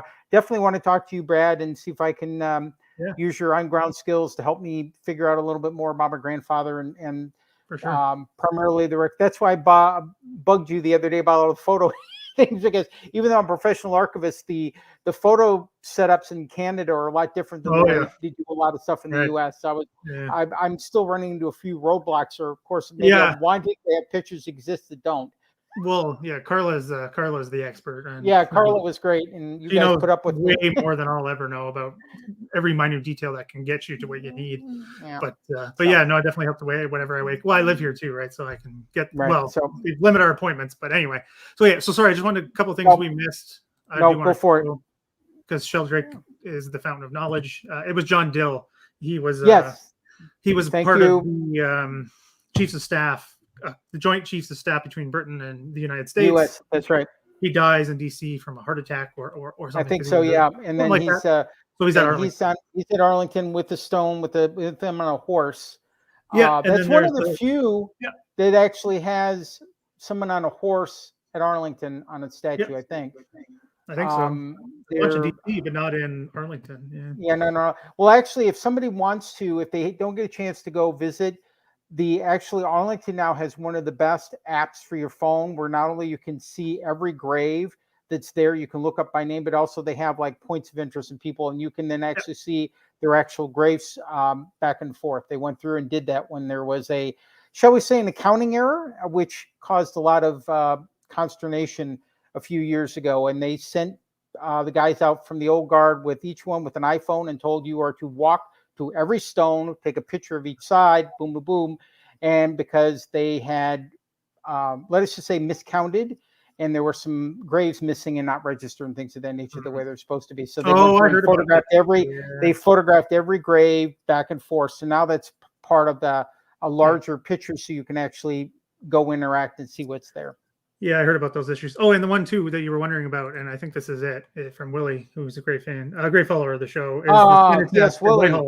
Yeah, that's it. Yes. That's the one you're thinking of. Willie and I were talking about stubborn ground power units a little while ago, and I still have to find out about his Buccaneer group. I think I saw something about them somewhere on YouTube the other day. Follow the chat later, Brad. But yeah, so no, thank you, Willie. I thought I remembered seeing something. And there also are these smaller cenotaphs and things like around. I live here in St. Louis, Missouri. They built a museum, a soldier's memorial, which has a cenotaph, beautiful cenotaph that was dedicated to the World War I dead. And actually, Franklin Roosevelt came to dedicate that, I think in 35, something like that. He came, and it's a beautiful building, and now they made it into a military museum. I used to help out there years ago when they didn't have a lot of money. Then our friend Jack Taylor, who if you know Enterprise Rent-A-Car, you know Jack Taylor. He's been very generous with the money, but Jack Taylor was a Navy flyer who flew off the USS Enterprise, thus the name of the company. No, that makes perfect sense. Well, that's funny how these things work out when you just think about it, they make perfect sense. Anyway, yeah. So, you mentioned the First World War, or World War the one I. in St. Louis, but now it's expanded. But the cenotaph is still there. Beautiful engraves with mosaics and things like that in there. So and I want to go. It's definitely beautiful. If you get here, man, I'll show you the town. But there are other ones scattered around the country. But I love going to Windsor. I remember going there, and they used to have a Lancaster on a stick not too far from one of the hospitals down there. I don't know if it was Dia Park or something like that. I think it was at the time. I think it has moved. But there's all kinds across both countries. I mean, and it's also great having the American / Canadian perspective in one person. So that's amazing.